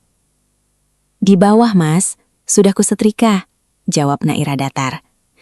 Permadi menarik baju itu dengan kasar hingga tumpukan baju lainnya berantakan di lantai. "Kerja cuma di rumah saja lama sekali sih. Lihat ini, masih ada lipatannya. Kamu itu niat jadi istri tidak?" Naira hanya menatap suaminya yang sedang bersiap-siap. Permadi menyisir rambutnya dengan rapi, memakai parfum yang wanginya menusuk hidung. Parfum bermerek yang harganya bisa untuk membeli 2 kaleng susu formula Dinda. "Mau kemana, Mas? Ini hari Minggu. Bukannya kamu janji mau ajak anak-anak ke taman?" tanya Naira, mencoba menguji sisa hati nurani pria itu. Permadi mendengus sambil memasang jam tangannya. "Taman apa? Panas. Saya mau ke rumah ibu. Galih minta diantar ke toko buku. Katanya mau beli perlengkapan buat tugas sekolahnya. Dia kan laki-laki, harus rajin belajar supaya bisa jadi orang hebat. Tidak seperti anak-anakmu yang cuma tahu main boneka." "Penti juga butuh buku gambar, Mas. Bukunya sudah habis," sela Naira. "Beli saja pakai uang recehanmu. Jangan ganggu saya. Hari ini saya mau makan siang bareng keluarga besar di restoran seafood dekat alun-alun. Ibu yang minta, sebagai perayaan Galih menang lomba." "Makan di restoran?" Naira mendekat. "Sedangkan di rumah ini untuk makan siang nanti aku hanya punya beras seliter tanpa lauk. Kau tega, Mas?" Permadi menoleh, menatap Naira dengan benci. "Kamu itu selalu merusak suasana hati saya. Salahmu sendiri tidak bisa cari uang tambahan. Ibu benar, punya istri seperti kamu itu cuma bikin sial. Sudah, jangan banyak tanya. Saya pergi." Permadi melangkah keluar, menghampiri motornya yang mengkilap, motor yang selalu dicuci bersih setiap pagi, lebih bersih daripada wajah anak-anaknya. Suara menderunya terdengar seperti tawa ejekan bagi Naira. Setelah motor itu hilang dari pandangan, Naira masuk ke kamar. Ia mengambil tas kecilnya. "Penti, Caca, jaga adik ya. Ibu mau ke kantor desa sebentar." "Ibu mau cari uang?" tanya Caca polos. Naira berlutut, mencium kening ketiga putrinya bergantian. "Ibu mau menjemput masa depan kita, Nak. Doakan ibu ya." Naira berjalan menuju kantor desa. Di sana, ia sudah berjanji bertemu dengan Siti, agen penyalur TKI yang dikenalkan temannya. Siti adalah wanita paruh baya yang terlihat tegas namun ramah. "Sudah mantap, Nay?" tanya Siti saat mereka duduk di bangku panjang di bawah pohon beringin samping kantor desa. Naira mengangguk tanpa ragu. "Sudah, Bu Siti. Saya tidak punya jalan lain. Jika saya tetap di sini, saya hanya akan melihat anak-anak saya mati perlahan, entah karena lapar atau karena batinnya disiksa ayahnya sendiri." Siti memeriksa dokumen Naira. "Semuanya lengkap. Izin dari desa juga sudah beres. Besok kita ke kantor pusat di kota untuk proses paspor dan cek kesehatan. Kamu harus siap, Nay. Di Kuwait sana kamu akan bekerja keras. Majikanmu mungkin baik, mungkin juga keras. Kamu akan jauh dari anak-anak." Mendengar kata jauh dari anak-anak, hati Naira terasa seperti diremas. Namun ia teringat wajah Penti yang malu karena sepatunya bolong. Ia teringat Dinda yang hanya minum air gula. Jarak itu tidak lebih sakit daripada melihat mereka dihina di depan mataku sendiri oleh ayahnya Bu Siti. "Saya sanggup," tegas Naira. "Baiklah, besok pagi jam 8 saya jemput di Simpang 3. Jangan sampai suamimu tahu kalau kamu belum siap bicara." Naira pulang dengan langkah yang terasa lebih ringan. Beban di pundaknya seolah sedikit terangkat karena ia tahu ada tanggal kadaluarsa bagi penderitaannya. Sesampainya di rumah, ia melihat pemandangan yang membuat darahnya kembali mendidih. Di teras rumahnya, Adrian, suami Indahsari, sedang duduk santai sambil merokok, sementara motor barunya diparkir dengan sombong di depan pintu rumah Naira. Kak Naira, baru balik?" sapa Adrian tanpa beban. "Ngapain kamu di sini, Adrian?" tanya Naira ketus. "Tadi Mas Permadi mampir ke rumah ibu, terus dia bilang saya boleh ambil tabung gas ijo di dapur Kak Naira. Katanya di rumah ibu lagi banyak tamu, gasnya habis buat masak catering Indah. Mas Permadi bilang Kak Naira lagi nggak masak, jadi gasnya dipinjam dulu." Naira langsung berlari ke dapur. Benar saja, regulator gasnya sudah dilepas. Kompornya mengangguk bisu tanpa bahan bakar. Ia tidak bisa bahkan sekadar merebus air untuk minum anak-anaknya. "Kembalikan Adrian!" teriak Naira dari dapur. Adrian muncul di pintu dapur dengan wajah malas. "Halah, Kak, Mas Permadi yang kasih." Lagian kakak kan bisa minta uang sama Ibu Mintarsih buat beli kas lagi. Kami kan lagi butuh buat usaha. Kalau catering Indah maju, Mas Permadi juga bangga. Keluar dari rumahku sekarang. Naira mengambil sapu lidi dan mengacungkannya pada Adrian. Adrian kaget, lalu mendengus. Galak amat sih, pantesan Mas Permadi nggak betah. Ya sudah, gasnya sudah saya bawa ke depan motor. Bilang saja sama Mas Permadi kalau nggak terima. Adrian pergi membawa satu-satunya alat masak Naira. Di dalam rumah, Dinda mulai menangis karena haus, dan Caca bertanya kapan makan siang siap. Naira terduduk di lantai dapur. Ia menatap kompornya yang dingin. Di kepalanya, suara Ibu Habibah dan Indah Sari yang menghinanya terus bergema. Retak. Naira menatap ke arah cermin di kamarnya yang terlihat dari pintu dapur. Cermin itu memang retak, tapi hari ini Naira melihat pantulan seorang pejuang di sana. Ia tidak menangis. Ia bangkit, mengambil kayu-kayu kering di belakang rumah, dan membuat api unggun kecil di antara tumpukan bata untuk merebus air. Sabar, Nak. Sabar. Bisiknya pada dirinya sendiri. Setiap asap yang masuk ke matanya, setiap jelaga yang menempel di tangannya, adalah saksi bisu atas kezoliman yang ia terima. Naira tahu, cermin hidupnya boleh saja retak saat ini. Tapi ia sedang mengumpulkan pecahan-pecahannya untuk dijadikan senjata. Besok adalah awal dari perjalanannya. Besok, ia akan melangkah keluar dari bayang-bayang Permadi. Dan suatu hari nanti, ia akan kembali bukan sebagai korban, melainkan sebagai pemenang yang akan menjemput 3 bidadarinya menuju kehidupan yang layak. Kehidupan di mana tidak ada lagi lauk yang menjadi amarah, dan tidak ada lagi air mata yang tumpah karena piring yang kosong. Pagi menyingsing dengan warna abu-abu yang suram, seolah langit tahu bahwa hari ini adalah awal dari sebuah perpisahan panjang yang tak terucapkan. Naira terbangun sebelum ayam berkokok. Ia memandangi ketiga putrinya yang tidur berhimpitan. Penty yang memeluk guling lusuh, Caca yang jempolnya masih berada di mulut, dan Dinda yang napasnya kini sudah lebih teratur meski badannya masih kurus. Ibu harus pergi, Nak. Bisiknya lirih sembari mengelus pipi Dinda yang halus. Permadi tidak ada di rumah. Sejak kejadian perampasan tabung gas oleh Adrian kemarin, Permadi tidak pulang. Mungkin ia takut menghadapi omelan Naira, atau mungkin ia terlalu asyik menikmati sisa makanan restoran seafood di rumah ibunya. Bagaimanapun, ketidakhadiran Permadi adalah berkah bagi Naira pagi ini. Dengan gerakan tangkas, Naira memasukkan beberapa helai baju ke dalam tas kain. Bukan baju bagus, karena ia memang tak punya. Ia hanya membawa daster terbaik dan selembar foto anak-anaknya yang diambil saat Lebaran 2 tahun lalu. Satu-satunya saat di mana mereka semua tampak tersenyum, sebelum Permadi benar-benar kehilangan hatinya. Tepat pukul 8, sebuah mobil minibus putih berhenti di Simpang 3, tak jauh dari rumahnya. Naira menggendong Dinda, sementara Penty dan Caca berjalan di sampingnya. Mereka mengira ibu mereka hanya akan mengajak mereka ke rumah Nenek Mintarsih. "Nai, sudah siap?" tanya Bu Siti yang sudah menunggu di dalam mobil. Naira mengangguk mantap. Ia menitipkan anak-anaknya sebentar pada Bu Siti di dalam mobil, lalu ia berlari menuju rumah ibunya yang hanya berjarak beberapa ratus meter. Di depan rumah kayu itu, Ibu Mintarsih sedang menyapu halaman. Wajah tua itu tampak terkejut melihat putrinya datang dengan napas tersengal dan mata yang berkaca-kaca. "Nai, ada apa? Dinda sakit lagi?" tanya Ibu Mintarsih cemas. Naira langsung bersimpuh di kaki ibunya. Ia menangis sejadi-jadinya, menumpahkan segala beban yang selama ini ia kunci rapat. "Bu, Naira minta izin. Naira mau berangkat ke Kuwait. Dokumen Naira sudah selesai hari ini. Naira harus pergi, Bu.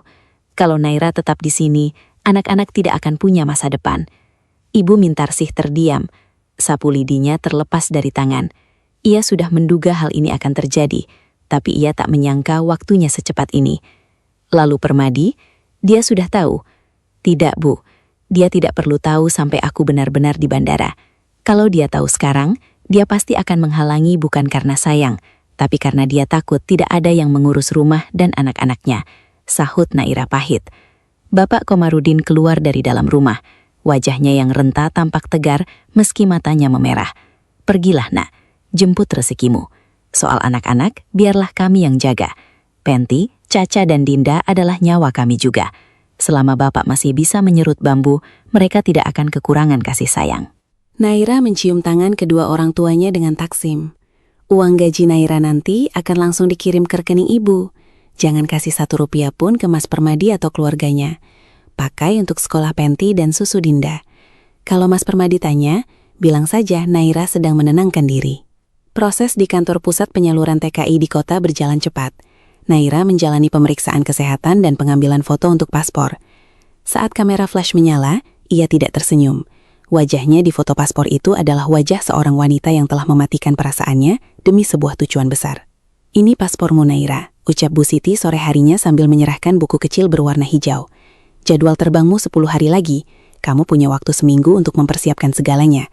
Pesanku 1, jangan sampai suamimu mencium gelagat ini. Naira menyimpan paspor itu di tempat paling rahasia yang ia miliki, di dalam lipatan bantal di dalam sarungnya yang ia jahit sendiri di pojokan. Sepulangnya ke rumah, Naira mendapati Permadi sudah ada di sana. Ia sedang duduk di ruang tamu dengan tumpukan baju kotor di sampingnya. Dari mana saja kamu? Anak-anak terlantar, rumah berantakan, baju saya belum dicuci. Bentak Permadi begitu Naira masuk. Kita rehat dulu sebentar. Sebelum melanjutkan cerita, jangan lupa untuk terus mendukung channel ini dengan cara like, subscribe, dan tinggalkan jejak listener di kolom komentar, supaya channel ini bisa lebih berkembang. Listener, kita lanjut ke jalan cerita. Naira mengabaikan teriakan itu. Ia memberikan Dinda yang sudah tertidur pada Penty agar dibawa ke dalam kamar. Aku dari rumah ibu, membantu ibu bikin gorengan. Oh alah, pantesan bau minyak. Istri itu harusnya harum buat suami, bukan bau jelaga. Permadi mencibir. Dengar ya, besok Indah mau mengadakan syukuran besar buat Galih yang terpilih jadi kapten tim bola. Saya sudah janji mau sumbang 2 juta buat sewa hiburan organ tunggal. Jadi, jatah makanmu bulan depan saya potong lagi. Kamu pintar-pintar sajalah cari pinjaman ke orang tuamu.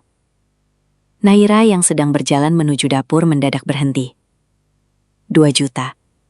Untuk organ tunggal. Sementara ia sendiri baru saja mempertaruhkan nyawa mendaftar ke luar negeri karena tidak punya uang untuk membeli beras seharga 10.000 rupiah. Ia berbalik, menatap Permadi dengan senyum yang membuat suaminya itu merinding. Tentu mas, pakai saja uangmu semaunya. Lakukan apapun yang membuatmu senang bersama Galih dan Indah. Permadi mengernyit. Tumben kamu tidak marah. Biasanya langsung merengek soal SPP Penty. Untuk apa marah? Toh marahku tidak pernah kau dengar. Jawab Naira tenang. Mulai sekarang, aku tidak akan pernah meminta uang padamu lagi. Lakukan kewajibanmu pada keluargamu, dan biarkan aku melakukan kewajibanku pada diriku sendiri. Permadi tertawa meremehkan. Bagus kalau sudah sadar diri. Begitu dong jadi istri, jangan cuma jadi beban. Sepanjang malam itu, Permadi tidur dengan nyenyak, mendengkur keras seolah tidak ada beban di dunia. Sementara di sampingnya, Naira terjaga dengan mata terbuka lebar. Di tangannya, ia menggenggam paspor hijau itu di bawah selimut. Setiap detik-detak jam di dinding terdengar seperti hitung mundur baginya. Ia menatap dinding-dinding rumah yang lembab dan penuh coretan krayon Penty. Ia akan merindukan coretan ini. Ia akan merindukan bau rambut anak-anaknya. Tapi ia tahu, di balik paspor hijau ini, ada kunci menuju rumah yang lebih baik. Rumah di mana Penty tidak perlu malu karena sepatu bolong, dan rumah di mana Dinda tidak perlu meminum air gula karena susu yang terlalu mahal. Tidurlah yang nyenyak, Mas Permadi.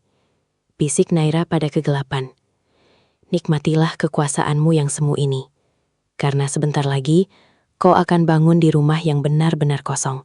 Dan kau akan sadar bahwa selama ini kau bukan hanya kehilangan seorang istri, tapi kau telah kehilangan surga kecilmu sendiri. Rahasia itu tersimpan rapat, serapat luka di hati Naira yang kini mulai mengeras menjadi tekad baja. Udara malam itu terasa sangat berat, seolah-olah awan rendah menggantung tepat di atas atap rumah Naira, siap menumpahkan beban yang sama besarnya dengan apa yang ia rasakan. Ini adalah malam ke-9 sejak ia menerima paspor hijau itu. Besok pagi, sebelum matahari benar-benar menyapa bumi, Naira harus sudah berada di titik jemput untuk berangkat menuju bandara. Di dalam kamar yang remang, Naira duduk bersimpuh di atas lantai semen. Di depannya, ketiga putrinya sudah terlelap. Penty, si sulung yang kini sudah mulai mengerti arti kesedihan, tidur dengan tangan memeluk lengan Caca. Sementara Dinda, si bungsu yang masih sangat kecil, mendengkur halus dengan sisa aroma minyak telon pemberian nenek Mintarsih. Naira menatap wajah mereka satu persatu di bawah cahaya lampu kuning yang redup. Ia ingin merekam setiap lekuk wajah itu, setiap helai rambut, dan setiap hembusan napas mereka ke dalam ingatannya. Ia takut, sangat takut, jika nanti di negeri orang, ia akan lupa bagaimana harum tubuh anak-anaknya saat mereka berkeringat setelah bermain. "Maafkan ibu, nak," bisiknya nyaris tak terdengar. Air matanya jatuh, membasahi kain jarik yang ia pegang. Ibu pergi bukan karena ingin meninggalkan kalian. Ibu pergi supaya kalian tidak perlu lagi menelan ludah melihat Galih makan daging, sementara kalian hanya punya nasi garam. Naira kemudian bangkit dengan perlahan, berusaha tidak menimbulkan suara sekecil apapun. Ia melangkah ke sudut kamar, mengambil sebuah kardus kecil yang selama seminggu ini ia sembunyikan di balik lemari pakaian yang reyot. Di dalam kardus itu, Naira telah menyiapkan segalanya. Ada 3 pasang sepatu sekolah baru untuk Penty dan Caca, hasil dari uang muka yang diberikan Bu Siti. Ada selusin kotak susu formula untuk Dinda yang ia beli diam-diam. Dan yang paling penting, sebuah surat panjang yang ia tulis dengan tangan gemetar. Ia mengeluarkan surat itu dan meletakkannya di atas tumpukan baju anak-anaknya yang sudah rapi disetrika. "Penty, anak ibu yang paling tegar. Ibu pergi sebentar untuk mencari modal agar kakak bisa terus sekolah sampai jadi dokter, seperti cita-cita kakak. Jaga adik Caca dan adik Dinda ya, nak. Nurut sama nenek Mintarsih dan kakek Komarudin. Jangan nakal dan jangan pernah merasa kalian kurang karena ibu tidak ada. Ibu selalu ada di dalam doa kalian." Naira menyeka air matanya. Ia beralih ke ruang tengah. Di sana, Permadi sedang tidur terlentang di depan televisi yang masih menyala.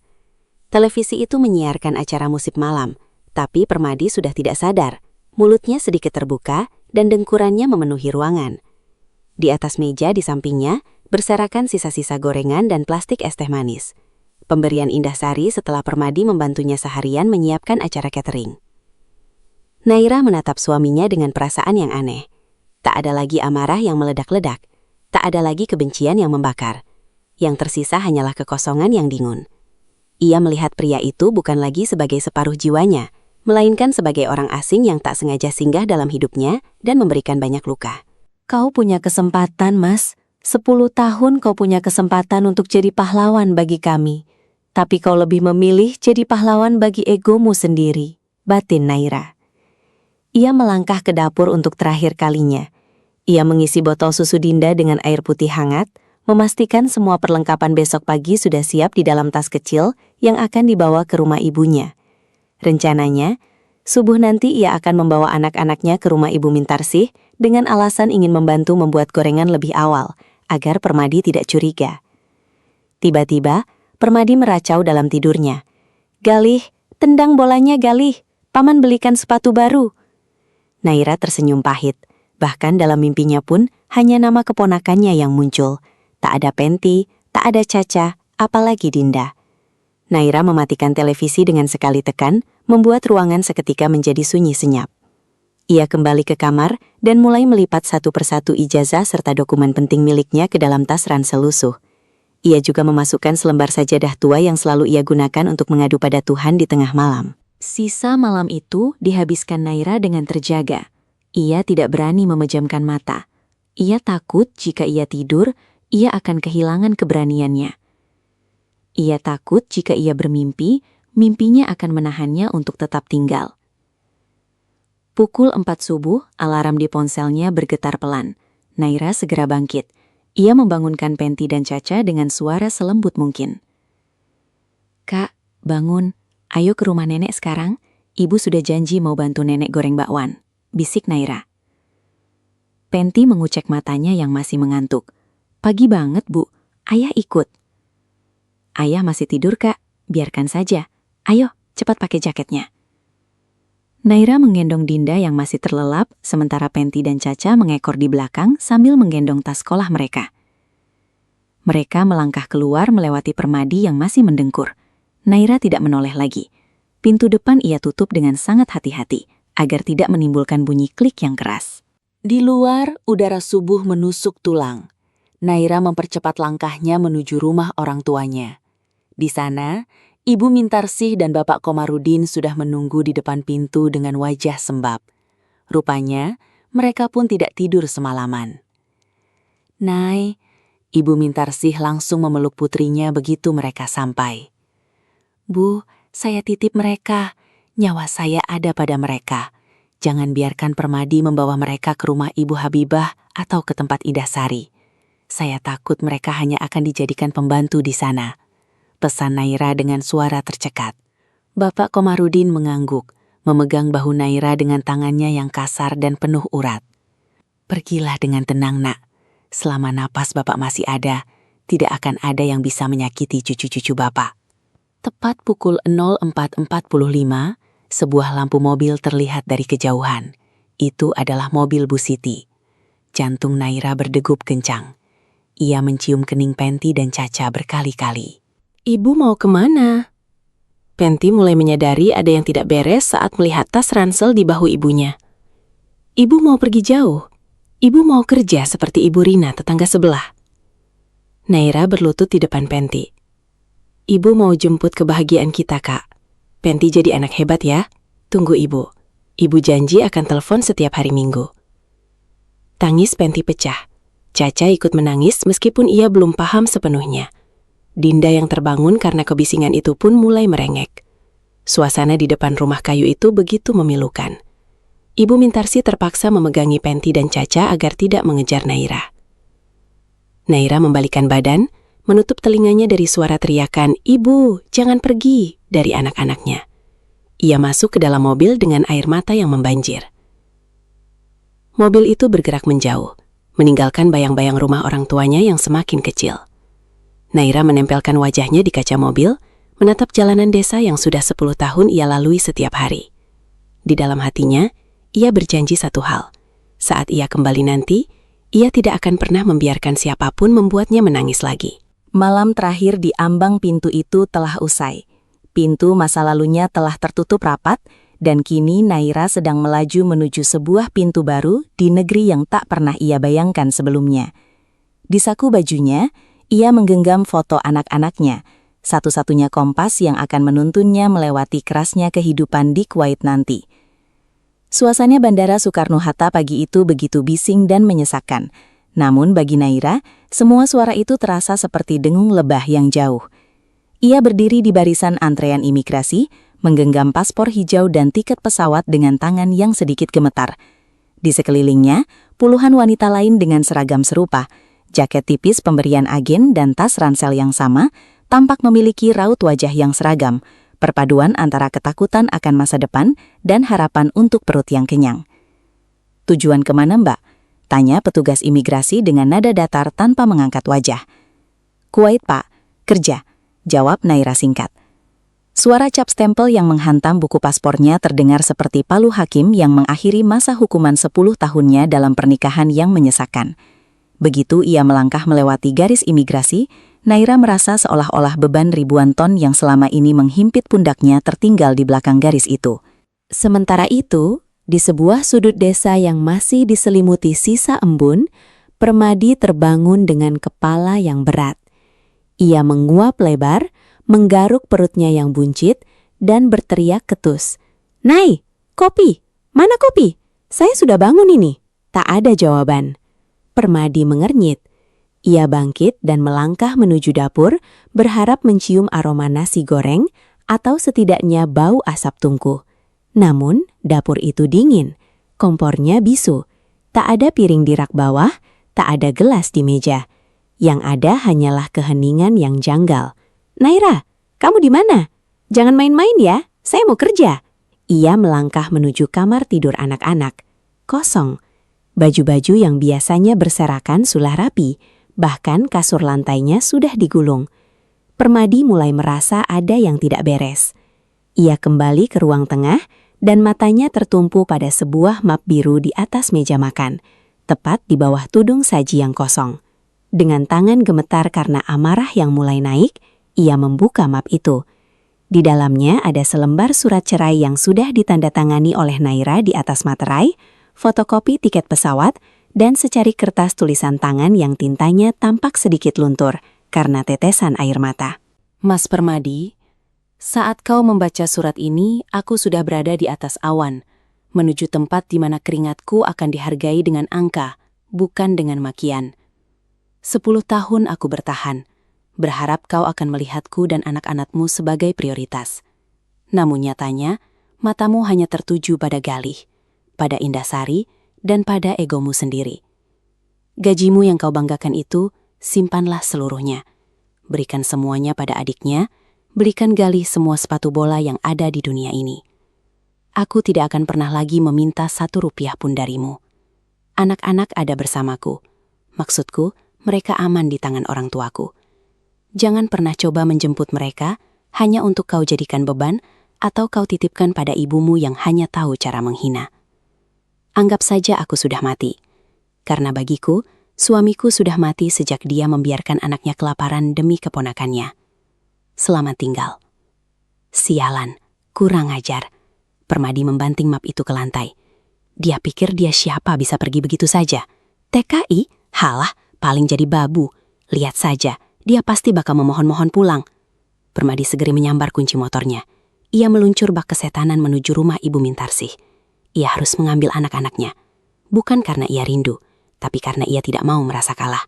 Ia tidak mau tetangga tahu bahwa istrinya melarikan diri karena kelakuannya. Di depan rumah kayu itu, Bapak Komarudin sudah berdiri tegak memegang parang yang sedang ia asah.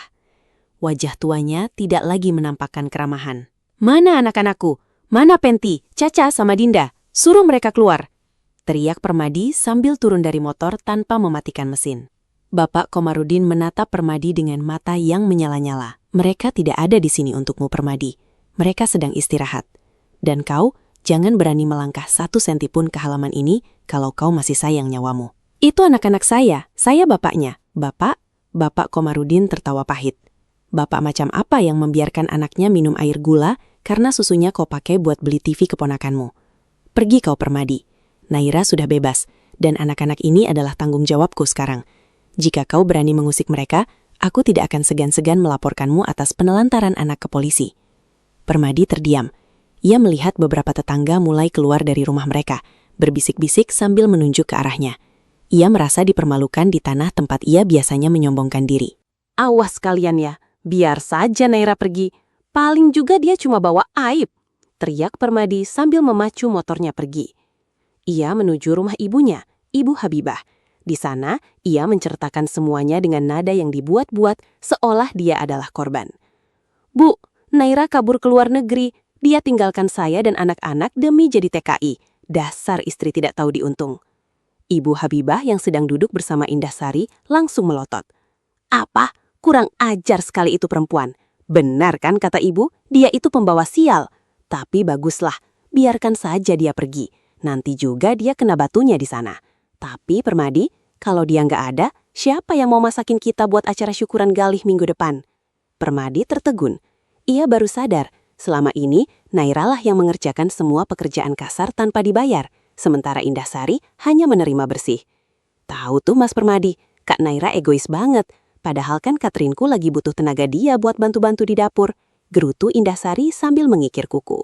Untuk pertama kalinya dalam 10 tahun, Permadi merasakan sebuah lubang besar di dadanya. Bukan karena cinta pada Naira, tapi karena ia baru sadar bahwa pelayan setianya telah pergi dan kini ia harus menghadapi dunia sendirian dengan ego yang tidak bisa memberi makan siapapun. Pesawat mulai lepas landas. Naira melihat dari jendela kecil di sampingnya. Rumah-rumah di bawah sana mengecil, hamparan sawah berubah menjadi garis-garis hijau, dan akhirnya hanya awan putih yang terlihat. Ia memejamkan mata. Di dalam benaknya, ia melihat wajah Penti yang menangus, Caca yang bingung, dan Dinda yang terlelap. "Tunggu Ibuna," bisiknya. Di ketinggian 30.000 kaki, Naira merasa dirinya lahir kembali. Ia bukan lagi Naira yang lemah yang bisa disalahkan karena piring yang kosong. Ia adalah seorang pejuang yang sedang menuju medan perang demi masa depan anak-anaknya.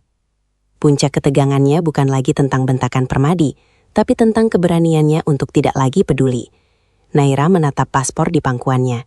Di sana tertera namanya, tanpa embel-embel nama belakang suaminya. Ia adalah Naira yang mandiri. Penerbangan itu bukan hanya perjalanan melintasi benua, tapi perjalanan menjemput takdir yang selama ini ia tulis dengan air mata. Dan kini, ia akan menyelesaikannya dengan tinta keberhasilan. Di Kuwait nanti, ia tahu tantangan lebih besar menanti.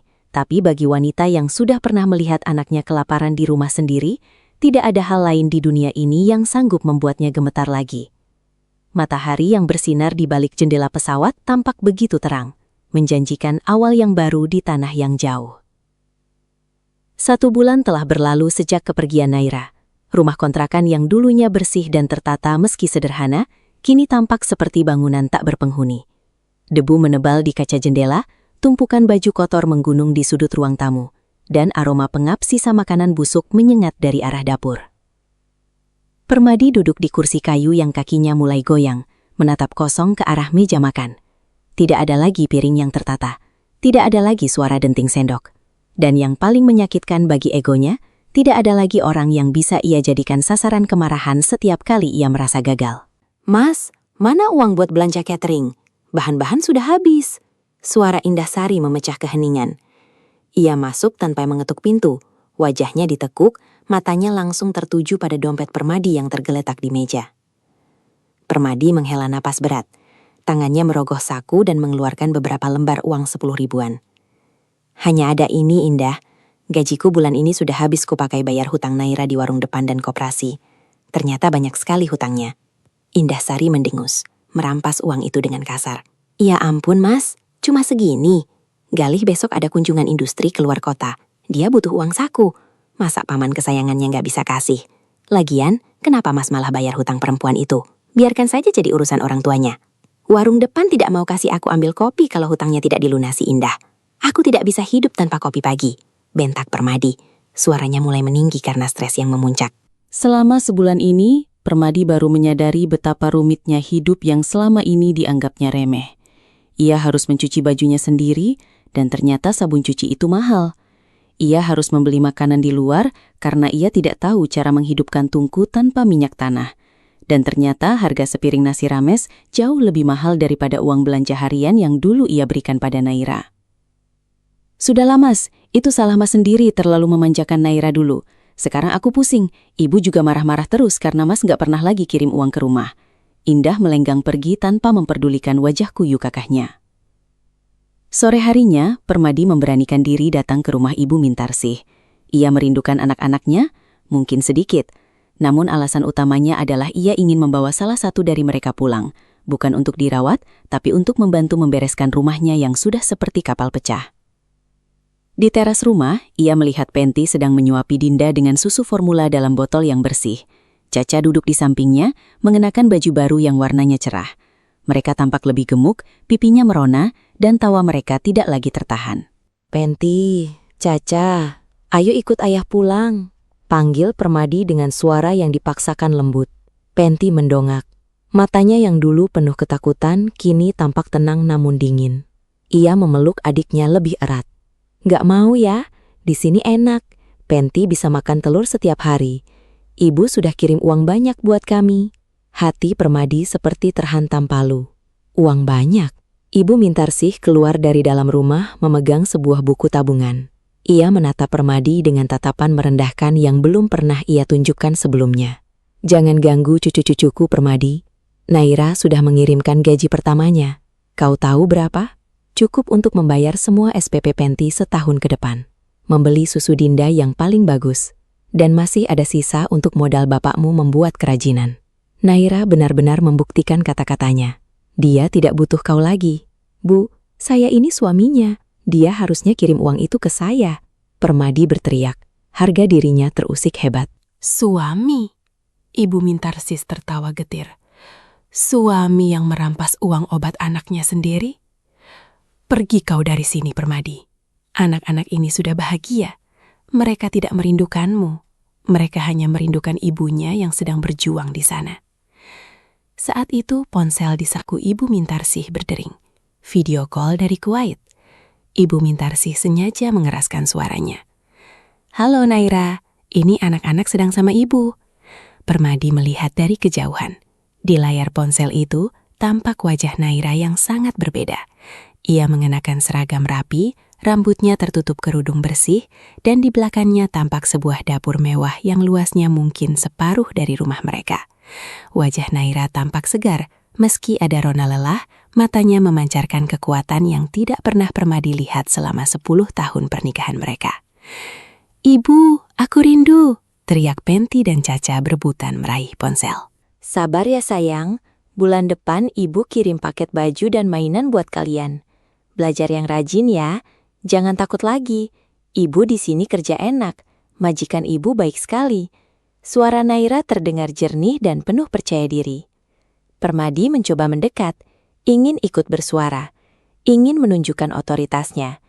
Namun begitu Naira melihat sekilas sosok Permadi di latar belakang, wajahnya langsung berubah dingin.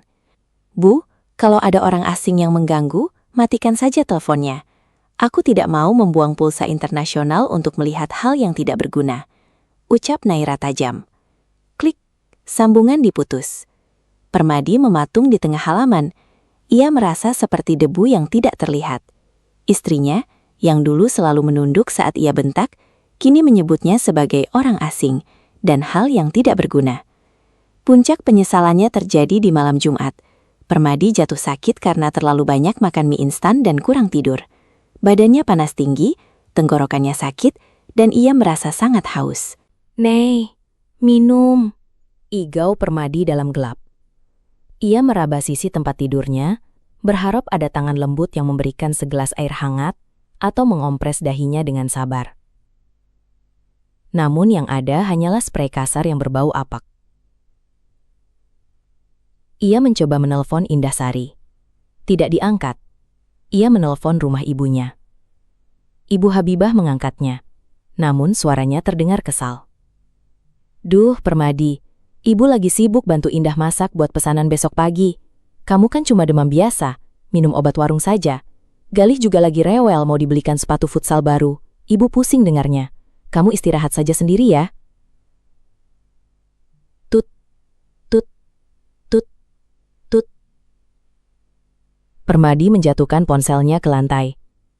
Air mata yang selama puluhan tahun tidak pernah ia keluarkan, kini mengalir membasahi pipinya. Ia teringat bagaimana Naira tetap merawatnya dengan telaten saat ia sakit. Meskipun sore harinya ia baru saja memaki Naira habis-habisan. Ia teringat bagaimana Naira tetap menyisihkan sepotong kecil daging terakhir untuknya, sementara wanita itu hanya makan nasi sisa. Kini, ia punya semua gajinya untuk dirinya sendiri. Ia tidak punya tanggungan anak lagi. Tapi rumahnya terasa seperti kuburan. Uangnya habis entah kemana, dihisap oleh adik dan ibunya yang hanya datang saat ia punya sesuatu untuk diberikan. Ia menatap foto pernikahan mereka yang sudah berdebu di dinding. Ia melihat senyum tulus Naira di sana. Ia baru sadar, selama ini ia memiliki permata yang sangat berharga, namun ia memilih untuk memuja batu kerikil yang tak punya rasa. Penyesalan itu datang, namun ia terlambat, sangat terlambat. Pintu yang telah ia tutup dengan kebencian, kini telah dikunci rapat oleh Naira dengan keberhasilan. Permadi meringkuk di bawah selimut tipisnya, meratapi nasibnya yang malang di rumah yang dingin. Sementara di Kuwait, istrinya sedang menatap bintang-bintang dengan senyum kemenangan. 4 tahun telah berlalu sejak deru mesin pesawat membawa Naira pergi meninggalkan luka.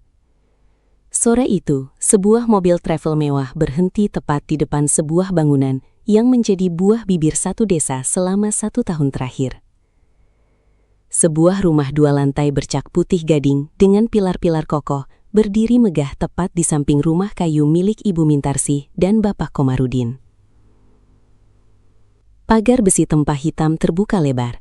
Penti yang kini sudah beranjak remaja, Caca yang tumbuh cantik, dan Dinda yang sudah bisa berlari lincah menghambur keluar dengan wajah berseri-seri. "Ibu!" teriak mereka serentak. Pintu mobil terbuka. Seorang wanita turun dengan anggun. Ia mengenakan gamis sutra berkualitas tinggi dengan kerudung yang senada. Wajahnya tidak lagi kusam, kulitnya bersih, tatapannya tenang, dan auranya memancarkan martabat yang tak tergoyahkan. Naira telah kembali. bukan sebagai TAI yang kalah, melainkan sebagai bos bagi dirinya sendiri. Selama 4 tahun di Kuwait, ketekunan Naira memikat hati majikannya yang merupakan pengusaha catering besar. Ia tak hanya menjadi asisten rumah tangga, tapi dipercaya mengelola dapur catering hingga tabungannya melimpah. Rumah megah itu adalah saksi bisu setiap tetes keringatnya. Kabar kepulangan Naira menyebar secepat angin. Tak butuh waktu lama, gerombolan tetangga datang menyambut. Naira, dengan kemurah hatiannya, telah menyiapkan koper khusus berisi oleh-oleh. Ada parfum dari Dubai, kain-kain indah, sajadah empuk, hingga coklat mahal yang belum pernah dilihat warga desa. Semua orang mendapat bagian, kecuali satu keluarga. Dari balik pohon Kamboja di perbatasan jalan, Ibu Habibah dan Indah Sari mengintip dengan mata hijau penuh iri. Mereka melihat para tetangga keluar dari rumah Naira sambil menenteng tas belanjaan bermerek. "Lihat itu, Bu, pasti isinya mahal-mahal. Masa kita yang keluarga sendiri nggak dikasih?" bisik Indah Sari dengan nada sinis namun penuh harap. Sudah, ayo kita ke sana. Gengsi itu nggak bikin kenyang. Naira itu kan menantuku. Dia pasti cuma akting saja biar kita yang datang. Sahut Ibu Habibah sambil merapikan pakaiannya yang sudah mulai lusuh. Keluarga Permadi kini memang jatuh miskin. Adrian, suami Indah Sari, tertangkap polisi karena terlibat penggelapan motor. Sementara catering Indah Sari bangkrut karena ia tidak bisa memasak seenak Naira. Di teras rumah baru yang sejuk itu, Naira sedang duduk bersama orang tuanya saat bayangan 3 orang muncul di pintu gerbang. Permadi, Ibu Habibah, dan Indah Sari. Permadi tampak mengenaskan. Rambutnya mulai memutih, badannya kurus, dan pakaiannya tampak tidak terurus. Begitu melihat Naira, Permadi seolah kehilangan kata-kata. Wanita di depannya ini jauh lebih cantik dan berwibawa daripada wanita yang dulu ia panggil pembawa sial. Naira. Permadi melangkah maju. Suaranya gemetar. Kamu sudah pulang, Dek. Naira berdiri. Ia tidak tersenyum, tapi juga tidak marah. Tatapannya kosong, seolah melihat tumpukan debu di jalanan. "Ada keperluan apa, Mas Permadi?" "Oh, maaf, mantan suami," ucap Naira dingin. Permadi tiba-tiba bersimpuh di kaki Naira. Pemandangan yang membuat para tetangga yang masih ada di sana langsung berhenti bicara. "Nai, maafkan aku hilaf. Selama kamu pergi aku tersiksa. Aku sadar tidak ada yang bisa mengurusku sesabar kamu. Tolong, beri aku kesempatan sekali lagi. Kita bangun keluarga kita lagi di rumah megah ini." Naira terdiam sejenak, lalu tangannya bergerak cepat. Plak! Satu tamparan keras mendarat di pipi Permadi. Kekuatannya cukup untuk membuat pria itu tersungkur ke lantai teras. "Tamparan ini untuk setiap tetes air mata anak-anakku yang menangis kelaparan saat kau asik memanjakan keponakanmu," desis Naira. "Jangan pernah sebut kata keluarga di depanku. Bagiku, kau sudah lama mati di hari kau membuang nasi dan tempe anakmu ke lantai." Ibu Habibah melihat anaknya ditampar, bukannya marah, malah memasang wajah memelas. "Naira, sudahlah, Permadi sudah kapok. Ibu juga minta maaf ya, Nak. Ibu dulu cuma terbawa emosi. Oh iya, Ibu dengar kamu bawa oleh-oleh banyak. Indah tadi bilang dia suka sekali wangi parfum Arab yang kamu kasih ke Bu RT." Naira menatap mertuanya dengan senyum meremehkan. Ia masuk ke dalam rumah sejenak, lalu keluar membawa sebuah bungkusan plastik hitam kecil. "Ibu mau oleh-oleh?" tanya Naira. Ibu Habibah dan Indah Sari maju dengan mata berbinar.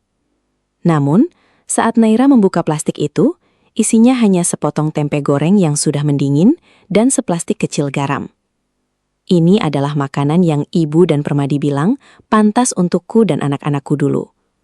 Sekarang, silahkan bawa pulang.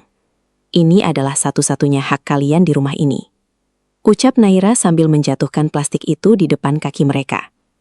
Kamu keterlaluan, Naira. Kamu sombong karena sudah kaya," teriak Indah Sari histeris. "Sombong?" Naira tertawa pelan. "Aku hanya memberikan apa yang dulu kalian berikan padaku. Sekarang, silahkan pergi. Pagar rumahku terlalu megah untuk menampung orang-orang yang hatinya kerdil." Bapak Komarudin berdiri di belakang anaknya, memberikan isyarat pada pemuda setempat untuk mengawal keluarga itu keluar.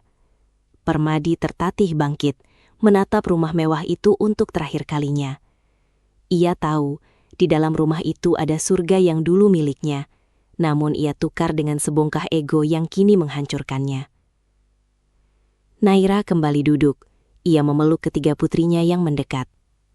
Sinar matahari sore menerpa wajah mereka. Di tanah yang dulu penuh air mata, kini berdiri istana yang ia bangun dari doa dan kerja keras. Naira telah memenangkan perangnya, dan mulai hari ini tidak akan ada lagi piring yang kosong di meja makannya. Terus dukung channel ini dengan cara like, subscribe, dan tinggalkan jejakmu di kolom komentar, supaya channel ini lebih berkembang. Listener, terima kasih sudah sampai di ujung cerita. Sampai ketemu di cerita yang lain, sampai jumpa.